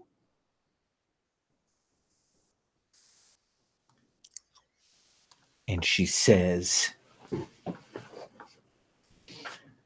"They never trust you, ever.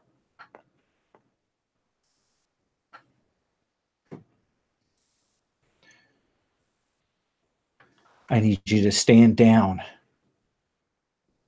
This is the point at which we deal with them and we make a bargain with the Imperionics to secure the timeline."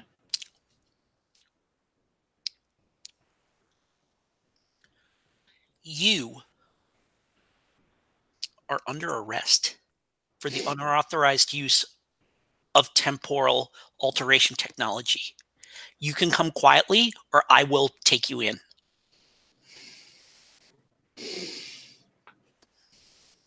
You always were your own worst enemy. And she will put her arms up, and the you can tell there's something about the way she moves that there's like the tech is embedded itself more in her. Her movements are less natural, perhaps, than yours. Like maybe she's experimented more with it or something.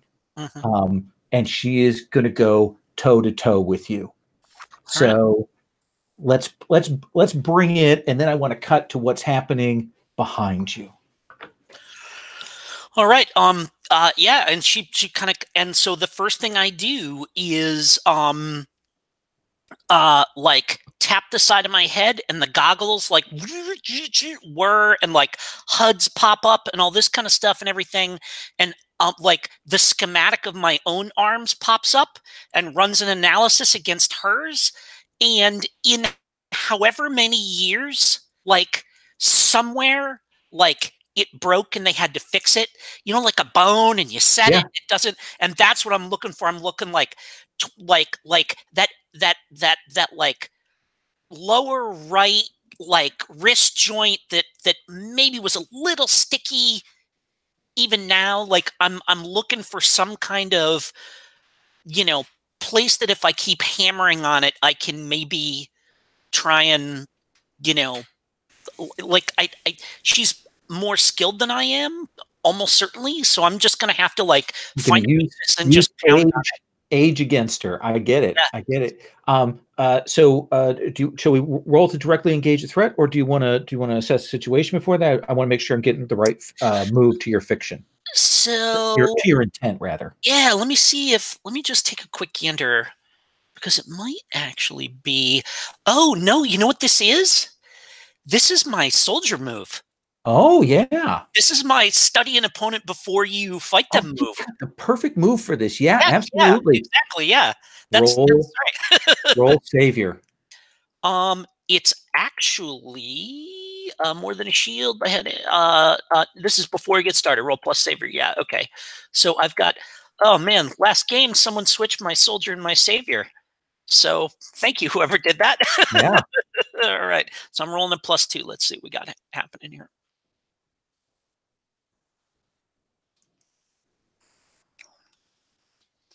9 plus 2 is 11. Look at you getting 3 hold. So you will see that we get that schematics. You can see there are changes to the tech. You can see that there's more tech spread through her body, taking up more parts. But you also get the things, the reset bones, the bits of tech that had to be repaired. All of that, we will see you read that. Can I interfere with that? I'm no, because I think those two are involved in something different than. Okay, perfect. Yeah. So, so we will see that, and we probably see you two stalking around one another. You can tell she's trying to do the same thing on you, to read your style, to read what you haven't learned, to exploit those moments. Zahn, you were thrown back, and you will see Shadow Boy, Shadow Boxer, has landed on his feet in the midst of the rubble. You'll never be able to go on the roof here again. He's there. You see that somehow Sarah has managed to land and keep Torrent safe from this. But you will see that there are 3 figures sort of in the center of this destroyed building. You will see Overclock. You will see on panel a character you don't know, but we've seen in the background, the counselor Syndic. Essentially looks like a person in a suit with probably now crackling energy on their hands. And then you will see another Shadow Boxer. Zahn, you are messed up. What do you want to do? I'm going to address Gabriel voice in my head. Told me not to interfere, but I'm not taking that. Well, I need action. I need something now. I can't handle this. Just tell me what to do so I can get it done with. Sure. Take out Sparks. Damn it! You sick.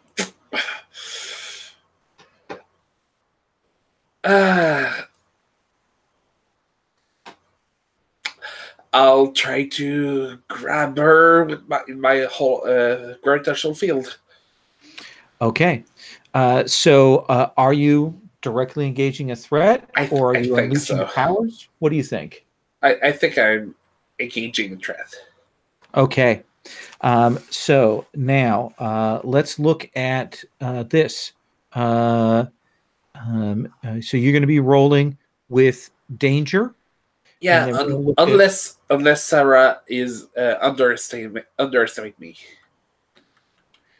I don't think so. Sarah's a hyper intelligence, and she's seen you fight. She knows what you can do. Yeah, that's why I thought so. So yeah, danger. Okay. So roll danger, and I believe you're at a -2 to that. Yeah, I have -2 to everything. Do you have influence over her? Yes, I have influence over everyone. Then you get a +1 on her. So I only got a -1, I think. -1, -2. No, -2 total. Okay. It's a 5. Okay. So Sarah, you will feel that wave as suddenly Zahn lets loose to grab you and hold you in place and crush you down with that gravitational field, but you're able to get out of that. Do you return the favor? Do you exchange blows with him?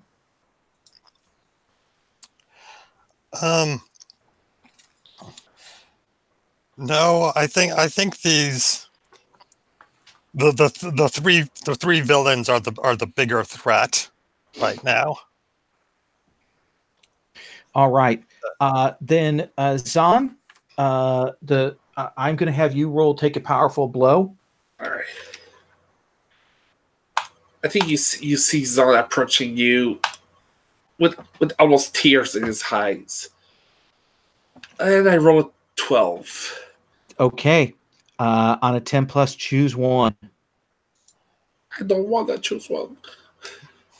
Remove yourself, lose control, or 2 options from the 7 to 9 list. Oh, let's lose control. What does that look like? And what we see is that suited figure comes at you, crackling energy, and hits you. Clearly hasn't realized that you're an ally yet. Essentially goes to slam you down to the ground. So what goes wrong with your powers? Okay, so I'm emotionally overloaded. I try to hurt my friends, and now I'm getting attacked and why along the ground? So I think I put my ground field on overdrive. Like, no ground for me or for anyone. And I think the field extend to like the whole zone. Everybody gets in 0G right now. We see things lifting up, and not just you, rubble, cars, everything starts doing that lift up into the air. Civilians lifted up, screaming as the field, throws them into this whirl of garbage and debris. Torrent. I think Torrent sees Sarah basically tossed aside by that gravitational field before Sarah like scrambles out of it. Is that kind of the visual that I got from that? She gets out of it. I think Torrent turns and she sees the 3 figures, and I think she looks Will just right in the eye, and you'll see that glow from the eyes that we saw at the end of the first arc, that blue Terminator eyes. And she looks at him and says, "You're not him." And so I don't have to feel bad about this. And she's unlocking her moment of truth. Ooh. Delicious. So her moment of truth is everything you do could affect the future. For all you know, saving that one guy means that the future is now full of pterodactyls. The ripples are always so hard to track, and you're not sure if you've helped or hurt. Not really, until now. In this moment, it's all clear. You can see the course of events laid out before you like a river, and you know exactly what you have to do to ensure the future outcome you want. Of course, after this, you've changed enough of the timeline to invalidate your prior research, so I have to reset all of the names in my connecting the dots section. So at this point, she's going to break the timeline she comes from completely. Okay. And what do you think that involves? I think literally all of these guys are riding a tachyon wave to stay in this timeline because they're temporally displaced, so they've got to have that energy field to stay here. Otherwise, they just come unstuck. And I think she's basically starts to become this temporal singularity. She's sucking all of that tachyon fields out of them and is channeling them into herself and then like reflecting it back into the time stream. So basically the villains in front of her are just getting sucked back into that stream. Let me offer you a kind of compromise version of that to give people still some stuff to play with. That I think you will realize that the focal point of this is overclock. That is the probe that's been sent down in here by the Imperionics. And I think that's what we see is you locking up the energy and shattering that connection to the Imperionics, driving this time, locking it in. The prophecy, as foretold, that the future harvester was talking about, that you're shattering the tachyon wave around him and pulling him out of the timeline just as you're pulling yourself out of the timeline. Does that sound okay? So we see you two locked up. Shadow Boxer. You will see yourself look and see what's going on with Torrent, and he rushes her. He is clearly going to kill her. Interception. Okay. So do you want to do this as a directly engage and hope you can take him out, or do you want to do this as a defend, or do you have something else? I think defend works. Okay. Then let's have you roll defend. Roll with savior. I will indeed, which I locked at 2. 3 would have been better because that is a 6. Okay. Well, we have 3 team in the team pool because we started a fight and Sarah gives 2 team. We had 1 team left over. So if someone wants to help, Sarah or Torrent or even Zahn, Torrent, how will you help him defend you? I think what's happening is Shadowboxer is the future evil, Shadowboxer is so locked up on taking down Torrent because he recognizes what's happening because I've done this thing to him before to get rid of him the last time we tussled. He sees what I'm doing and he's going to try. He's so focused on taking me out before I can do it that he doesn't consider his younger self to be a sufficient threat, and he's just bypassing him, and he's trying to bypass him entirely and not taking him seriously. Sounds good. And I think that we see the young Shadowboxer take out elder Shadowboxer, knock him aside. What do you want as your effect from that? Add team to the pool, take influence over Torrent, or clear a condition? I will add a team to the pool, and I will say, hey, you. I just have one question for you. Do I ever grow a beard?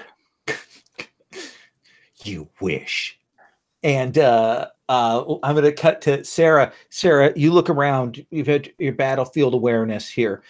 You see that Shadowboxer versus Shadowboxer kind of engaged in that melee. Zahn is, people are flying around, and that guy who with the energy fist is still trying to strike at him. You can see right now that Torrent seems to be locking down this version of Overclock, and in the distance you see Harvester fighting Harvester. Right. Well, civilians are in danger, so right now Zahn is actually the biggest threat. Mm-hmm. So yeah, I'm going to try. I think I'm going to try to defend the civilians by getting up to where Zahn is and talking to him and calming him down so that he gets his powers under control. Okay. So that seems like a good. We can still do the defend maneuver, and then the clear condition. You can use that on him potentially. We'll see. Yeah. So let's see how this.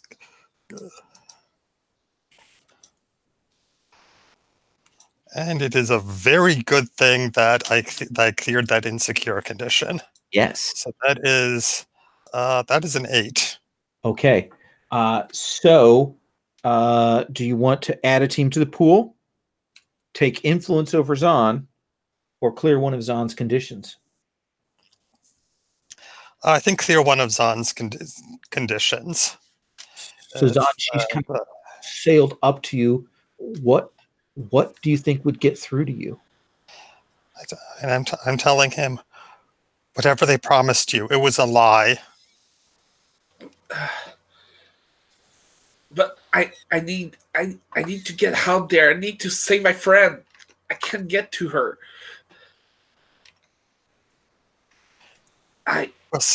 We'll save her. That's what a team does. We save people together. You have to trust us. Please. I think I'm going to clear Hopeless from that. Perfect. And I think we start to see some of the stuff come down, as Zahn gets some control over his powers and realizes this. Gently, lower them gently.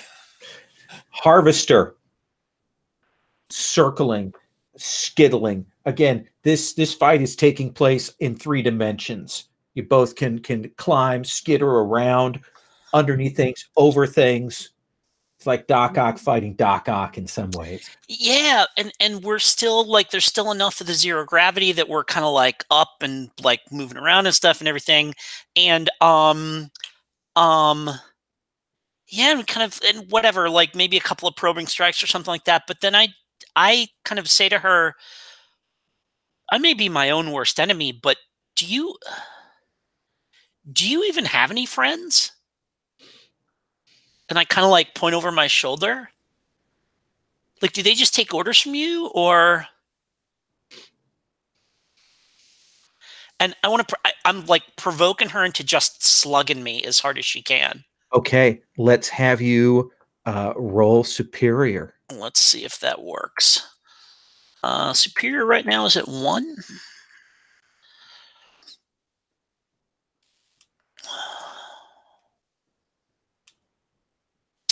Seven and 1 gets me to 8. 8. So I think I'll give you a critical opportunity that she does come in at you like she's mad that a lippy kid is saying this to her. Yeah. And I think that she's gonna. So what is that opportunity? What is the chance? Do you want to change the location of the fight? Do you want to? I do because like I'm like braced, you know, I've like, you know, whatever, got my Krav Maga stance up or something, you know, and she comes at me and she, you know, whatever, she probably hits me with like 2 arms and some kind of double punch or like, you know, like some kind of move I haven't even, like I can't even do. Right. But as she swings, my arms just fold up and kind of cocoon around me, and she just bangs into the arms, and using the zero gravity, I just go flying through the air. I bounce off a car, off a piece of rubble, and skid onto the roof that we left from. Okay, onto a chunk of the roof that you left from that's still sure. floating. Yes, yeah, but kind of back in the fight with my buddies. Absolutely. And if you want me to spend one of my hold to ignore a blow, I'll do that. No, that's a critical opportunity. Oh, fantastic! And I think that's perfect for provoke. I think the fiction, right, is that she's going to have to grab, swing herself around, and fire herself off over there to get over to where you're at. Excellent. Zahn, you've kind of come to a little bit. Sarah has talked you down. You see that Torrent is locked in there with overclock, holding and cutting away. You can feel the weird sort of that she's disrupting the time around. Yeah, I'm pretty sure I'm getting sick from this. No, you're not. No? Oh. You're feeling better. Oh, that's cool. All right. Like whatever she did with that tachyon break is interfering with whatever's making you sick. Oh, that's awesome. Okay, so I'm not going to defend Torrent at whatever cost I can. And that means the first threat to her is that future Shadow Boxer. I'm going to directly engage it. Okay. Okay, right. Now, question. Yes. I have influence over Shadow Boxer. Does that include his future self? No. Oh. But that was a good idea. So he does, but does he has influence over me? That's the biggest question. No, damn it. Okay. Directly engage a threat. Okay, last question. Yeah. Does he underestimate me? Oh, yeah. Okay, so that's with superior. Still at -2, though. No! I've got 7. Got a 7. Okay. So you're going to trade blows. On a 7 and 9, you pick one from the directly engage a threat list. Dude, okay, I will resist their blows. I get sick of these conditions. Well, how do you strike? What do we see on panel of you swooping in? I swoop in and I go to strike a blow. I know that he's going to phase out at that time with my computer calculating, and the rate is going to phase out. So I retract my blow and go for another angle while he's dephasing from the previous thing and get at it, like do lots of feint, lots of trying to play with the timing of his phasing in, phase out. Perfect. And when you do that, you see you hit him, and you see him grab up a chunk of rubble, and he throws it at you, and you can see it's phased. Like he throws it at you like bullet, like it's gonna phase solid when it gets inside your body. But you will duck out of the way of that. But he's set up now for you, Shadow Boxer. What do you do? First of all, I'm taking notes on that. I think what I really want to do is unmask this Shadow Boxer. I have this sneaking suspicion, All right. I mean, we've only seen him in his full mask, full attire, and he's not really acting like me. So that's what I want to do. I could probably sneak up behind him since he's distracted, come out from behind a large chunk of rubble and grab myself to his head. You want to pierce the mask?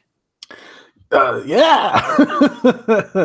Man, let's have a roll with mundane. Okay, currently I am not especially mundane. But I am just mundane enough. 7. Okay, so you get to ask one. So let me ask you. If you take the mask off, who is it? Oh.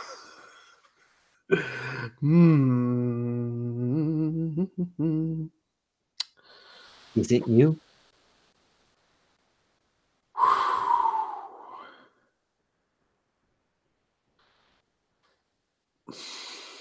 Oh, Simon put a really good idea in the chat, but I don't know. You know what? That would be really cool for future unhappening side stories. Simon's suggestion was my sister. Is it? So I think I pull off the mask, and there's someone who looks a very strong resemblance to me, but is a woman. And you will see there are marks, kind of scars on her face that look like kind of claws and so on. And she says, "You're not taking this back from me." And she is going to try and hurt you. I think you do pierce the mask. And she is furious right now that you revealed that kind of close cut hair. And she looks a lot like your sister. Let me cut from you to Torrent.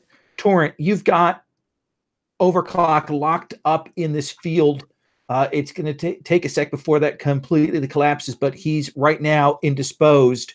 But you've still got Syndic, Elder Harvester, and Shadow Boxerette to deal with. What do you do?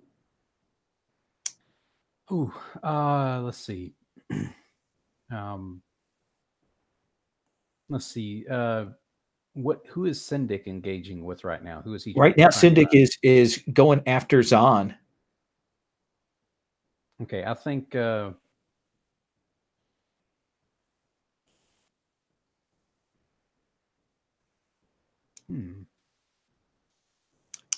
think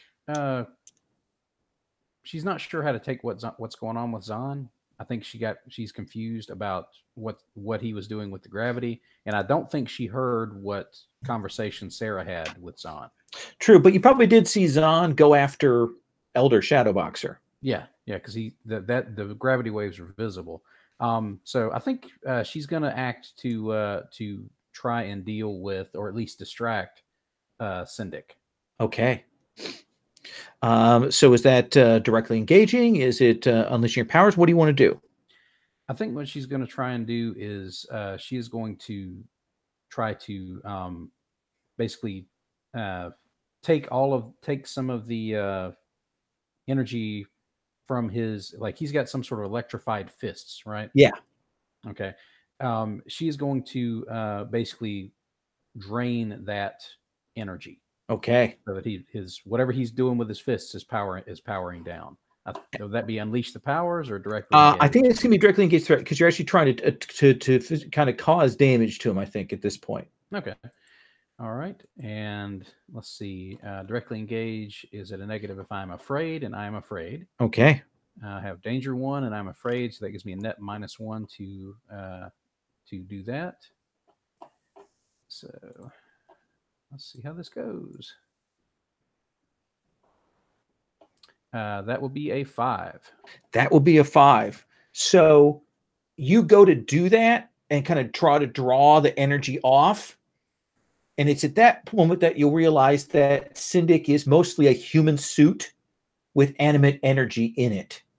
And it gets pulled down that line at you, almost with the human suit trailing, and it batters into you with that full kinetic force and sends you flying back. And I think you need to mark a condition. Okay. Let's see. Crash into rubble. You feel something slam into your side there. And your probably a vision goes out for a second. Yeah, I think I'm going to mark angry. Like, that was severely frustrating. I thought I had things in hand, and then have that snafu hit me because I wasn't sure what I was doing. So, Sarah, you see that Syndic flies, sends Torrent crashing back.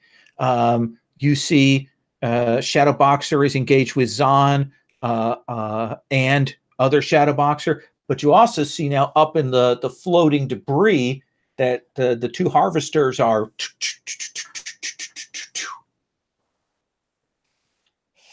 Yeah, I mean, Syndic is the one who's not really occupied with anybody, because always occupied with killing Torrent. Yeah. Right. But nobody seems to. None of our team seems to have him under control. So I'm going to directly engage with Syndic. Okay. Tell me what that looks like. It's a guy made of energy. Yeah, but I've got these fists that give off energy. So, I mean, I'm getting down there, and I'm just sort of physically engaging him with these energy punches and dodging and trying to distract him. Let's have you go ahead and make that roll. And that is an 8. That is an 8. So you will slam into him with that. What is it that you want as your choice on the 7 and 9? And I think I'm going to create an opportunity for my allies. I'm going to try to distract him. And I think when you punch him with those, you do hit with those fists into the center of his energy matrix, and it does like he kind of disrupts and kind of staggers back. But your fists, the sparks as they melt down. And essentially you feel them kind of just sloughing off your hands. Okay. And then let's come back to Harvester. All right, yeah. So like, I'm just gonna we're kind of up there, and I just like let go now that there's gravity again. I'm just gonna drop straight down and just kind of like dive bomb the other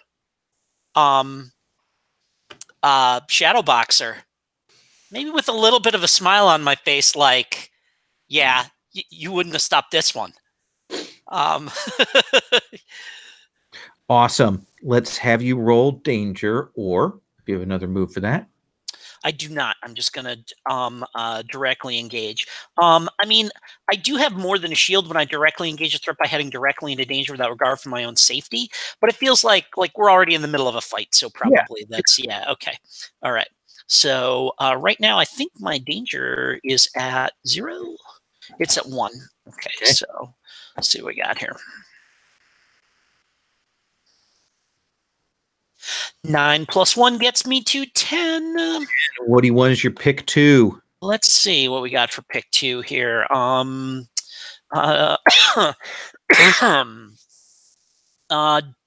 am going to resist or avoid their blows. Okay. And did you say, did she had some kind of energy fists or something like that, or Syndic? What's that?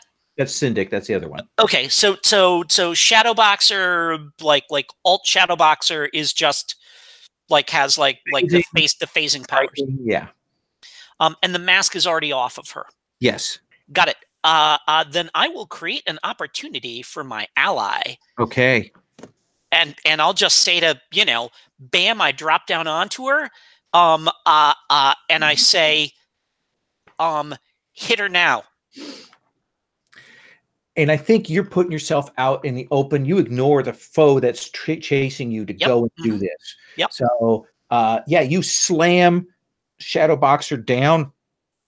She probably flies through a couple of them, phasing, trying to like phase roll away to get free, but she doesn't get far enough. But then you'll feel the as Elder You comes down. I'm going to need you to take a powerful blow. And I'm going to spend one of my hold. Okay. And like, oh no. Future Harvester stroke from the future. Yeah. We'll give Jim just a sec here because I'm sure he will. Yes. You locked up there for a sec, Jim. Sorry. So like my goggles are kind of looking at the ground, and as her shadow is getting larger, it's like analyzing it, and I know exactly where she is. And 2 of my arms just whip up around behind my back and just do a little judo throw and just slam her into alt Shadow Boxer. Because one of my things that I can do with this is redirect a blow to another character. So I'll spend one of my hold to do that. Okay. And who's she slamming into? Evil Shadow Boxer. And I think that there'll be the thing as you fling her, that those claws she's desperately trying to catch, and Shadow Boxer is just kind of materializing, and we will see her go right through Shadow Boxer. And you will see then she's trying to pull this body off of her claws. And that's what a war looks like. Shadow Boxer, who's a living Shadow Boxer. I was frozen when you said hit her, and that moment of hesitation, you redirect that blow, and how evident is it that like these claws have sunk into possibly my twin sister and like PG-13 effects? Sure, but yeah, I was almost hoping that they would like fuse together and become like. Oh yeah, no, she can't get it off of her. No, she can't. She literally can't get the body off of her arms right now. Oof.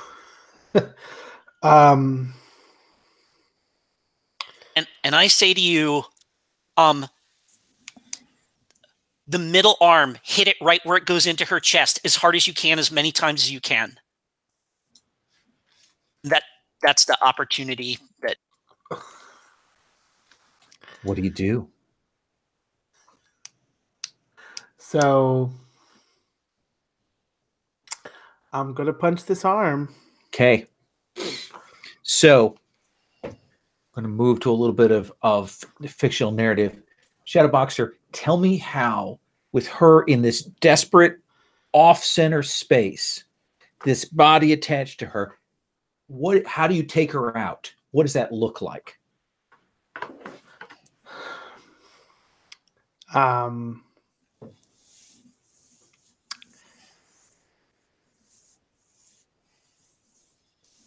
I think I say to her, I kicked your butt once. Guess it's time I do it again. And I mean, I might even like give her an opportunity to like release this evil shadow boxer, right?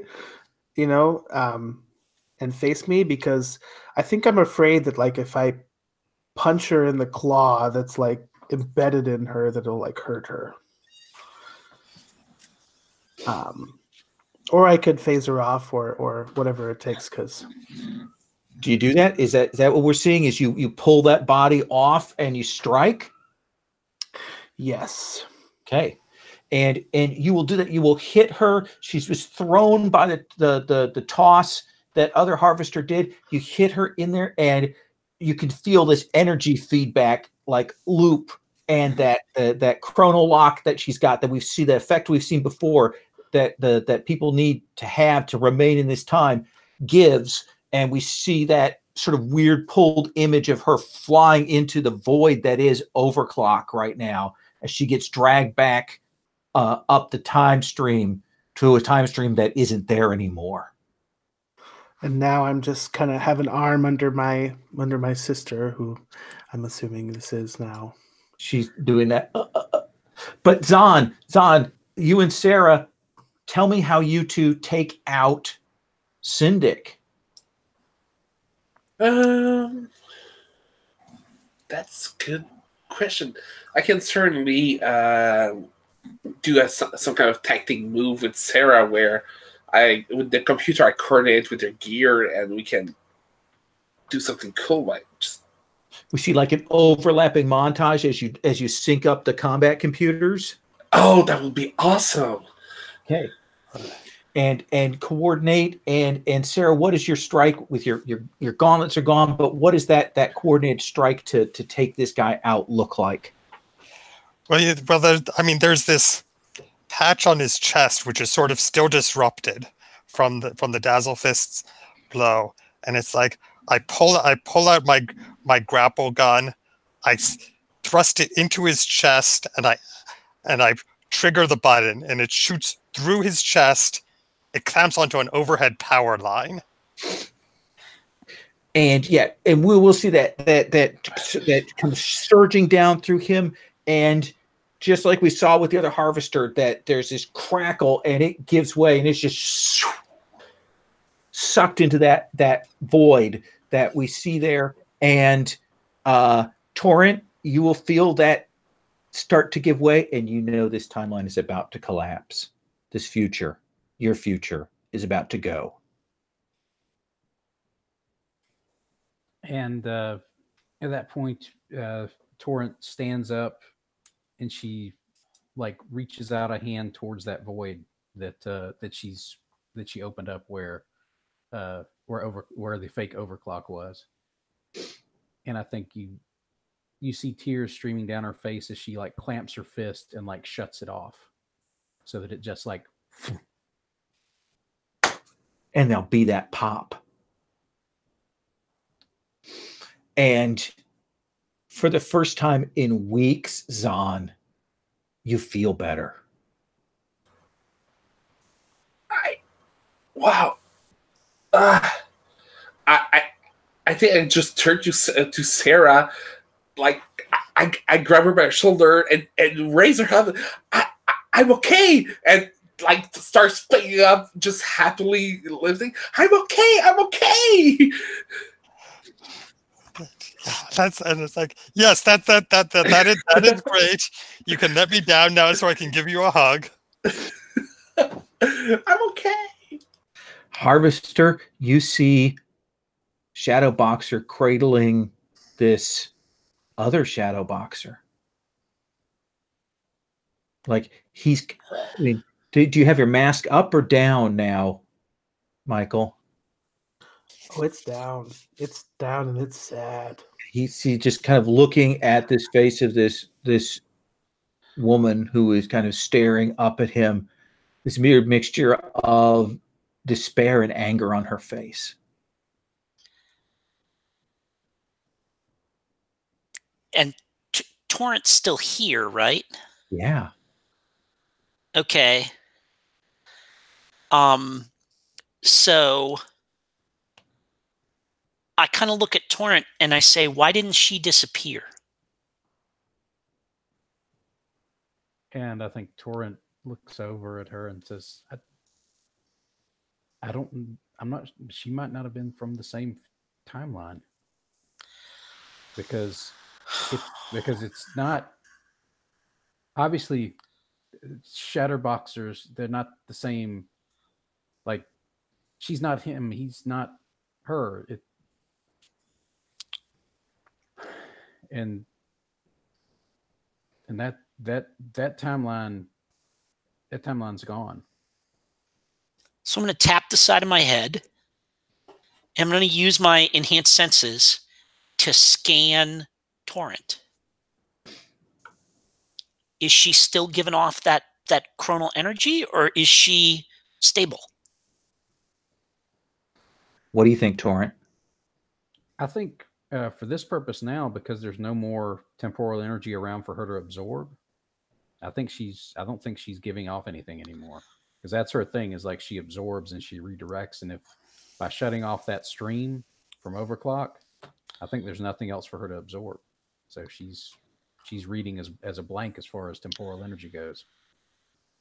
She still spikes with like regular, like ambient energy. Like if she takes a step, there's an absorption factor of kinetic, that sort of thing. But the crazy time stuff seems like it's under control. Hopefully. Yeah, we definitely see that you don't get that chronal energy readings off of it. So I just, I tap the side of my thing and I say, and command, we've just had a major chronal breach. I give them the address. We're going to need a chronal containment team. We want to update the file on temporal anomaly codename Torrent. No longer a threat. And I want to cut over to Shadowboxer, because you're kind of holding this figure, and out of the corner of your eye, in sort of the phase space, you will see these other figures there, these other Shadowboxers. And they kind of stand there like a multitudinous possibility set, and then that function kind of collapses, and you'll hear the last breath go out of her.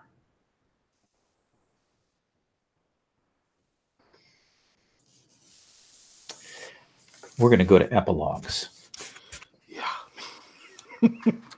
Sarah, tell me what your epilogue is for this. If that's the end of the scene and we see the couple of pages of the, X weeks later or X days later or whatever, what do we see of Sarah's scene in this? So we kind of are going to hit each character. Jim, with your approval, I would like Edvika has agreed to escort Eduardo to a research hospital. She's like guaranteed. She's like arranged with Aeon to allow this transfer and sort of taken responsibility for this. Is that acceptable? Oh, he's frozen. Oh, he's frozen. We'll give him a second.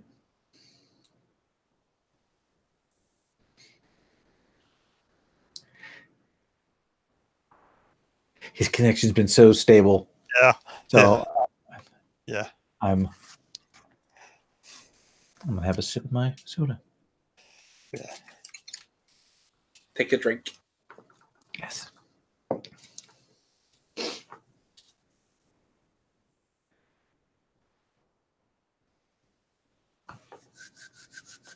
All right.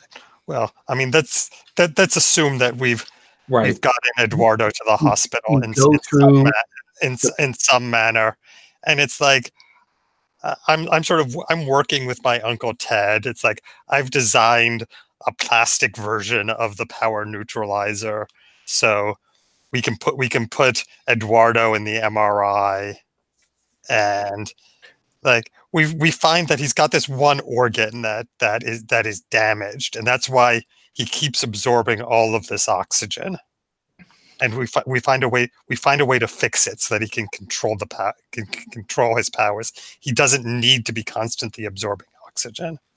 Excellent. And I assume, Harvester, you were cool with that if she went through the proper channels and all of that. Yeah, absolutely. Yeah, no, the whole point of bringing him to Anne was to help him figure out how to do this, and if Sarah can help, hell yeah. Excellent.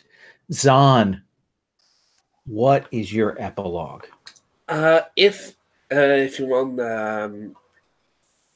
we can. Can I get Sarah's in my epilogue? Since she asked me to, she told me she could help me find my friend. Is that okay with you? So we see a scene of the team going out into. Well, no, I think at first we see Zahn like floating in total darkness, almost out of it, like meditating, and then his computer pop up, and we see the Rosaline acronym popping, connection going to the focal point, and him and Sarah like begins to scan around, trying to find a trace of my friend Jane that's supposed to be somewhere in that dimension, and start looking for her. And finally cut in like that beat, like, oh, I think we got something, and we cut there. Excellent. Shadow Boxer. We see Shadow Boxer in a suit and tie, kind of like standing over an unmarked grave. And then we kind of follow him in panels, like still in the same suit and tie. And we then see him show up at a probation hearing for Bolt. Nice. He still looks glowery and angry, but perhaps the artist has drawn him maybe a little bit more hopeful, a little less villainous, that, signaling the possibility of redemption. Harvester.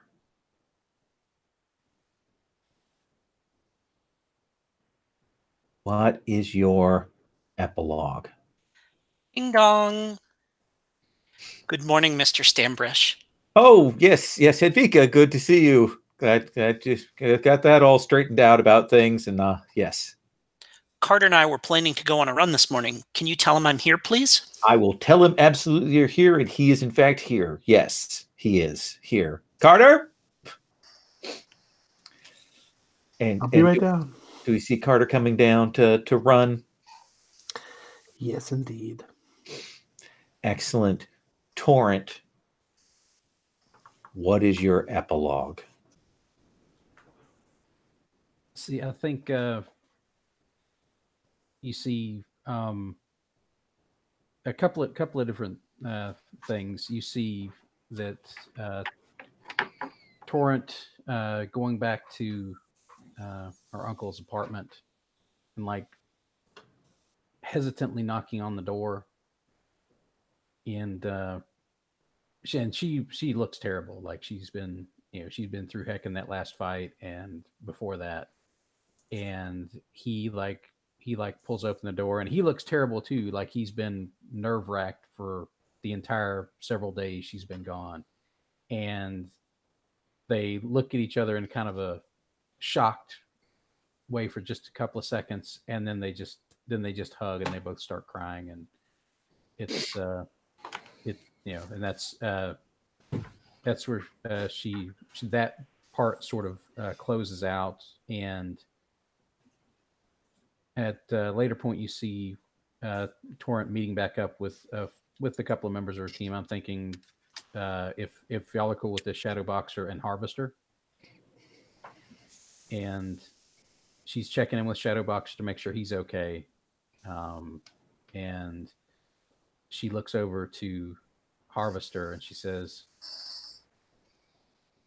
I know you thought I was a tourist, but this whole time I knew that if I did what I had to do, that there was no home to go back to. This is where I am now. And I nod, and I say, home is wherever you are, and you're here with us now. So this is home. And scene. And there we are, 13 sessions of masks, with a couple of different incarnations of things, and tried to bring a lot of stuff full circle there. Thank you guys very much. Thank all of you for that. Much appreciated. I don't know if anybody wants to give any parting thoughts here, not necessarily stars and wishes, but anything you want to say before we call it a wrap on the issue. Anything for the bullpen? Stephen? I mean, I think you just did a fantastic job of incorporating everything that we threw at you. Like, I mean, I'm thinking back in the like, it was the second session where we had this training session and I just had you make up an entire opposing team of rival superheroes on the fly, and that turned out to be a big part of the game, even up till the last session. And there's just so much that you incorporated. It's been fun being able to pull things in over the long haul, especially with masks. Yeah. You know, I want to say this. The reason I ran this was because Steven said to me, I've only ever seen masks on a short-term thing online. I'd really like to see a long-term. And I want to thank you again for having pushed me to do this, because it's really interesting to see. Right. Yeah. I mean, I actually said that I had only played it as a one-shot at conventions. I haven't even played it online. So, yeah. Awesome. Simon, any last things for the bullpen? No. My wish for next session is sorry. Yes, we all wish there was an S. Yeah. No. It was really awesome. I did like two months, and both of them were completely great.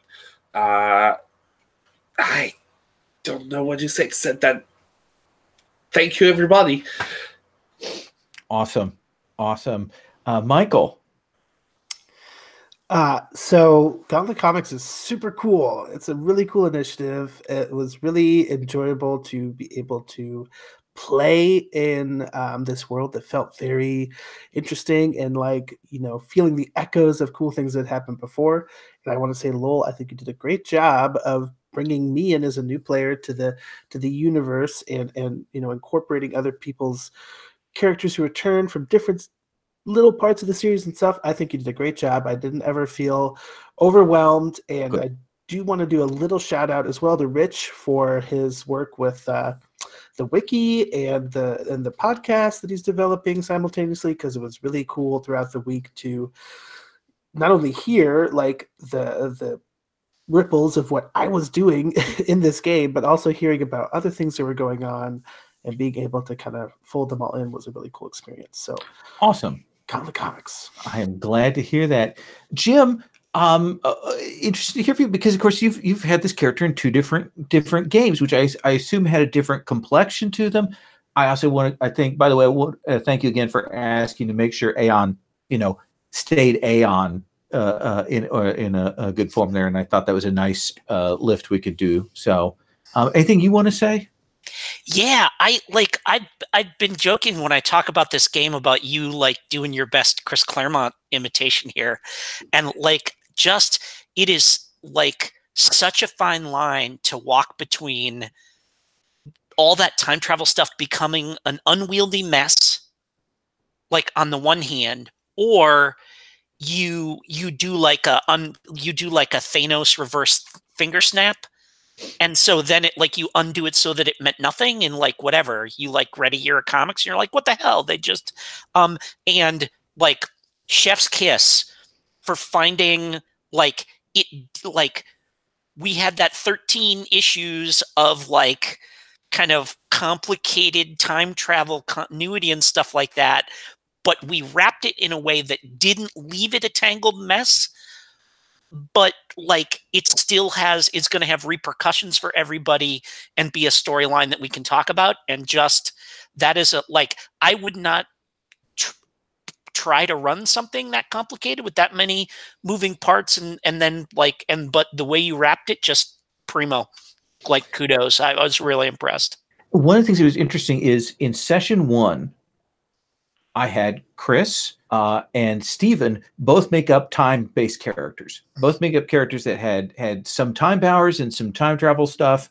And I was like, okay, well, that's clearly going to be a thing. We're going to pull that through. And then, of course, in Arc 2, we had Tyler play a character who was from the past. And so I kept being able to kind of pull that through. It ended up being the theme that everybody gave me to work with. So you are a braver man than I, brother, because for my World War II game, I'm like, core books only. Yeah.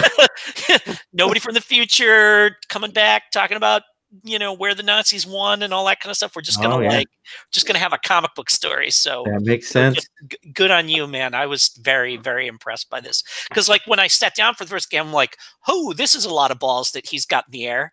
And end came, you caught them all and took a bow, and I was just I really enjoyed it. Glad to hear that.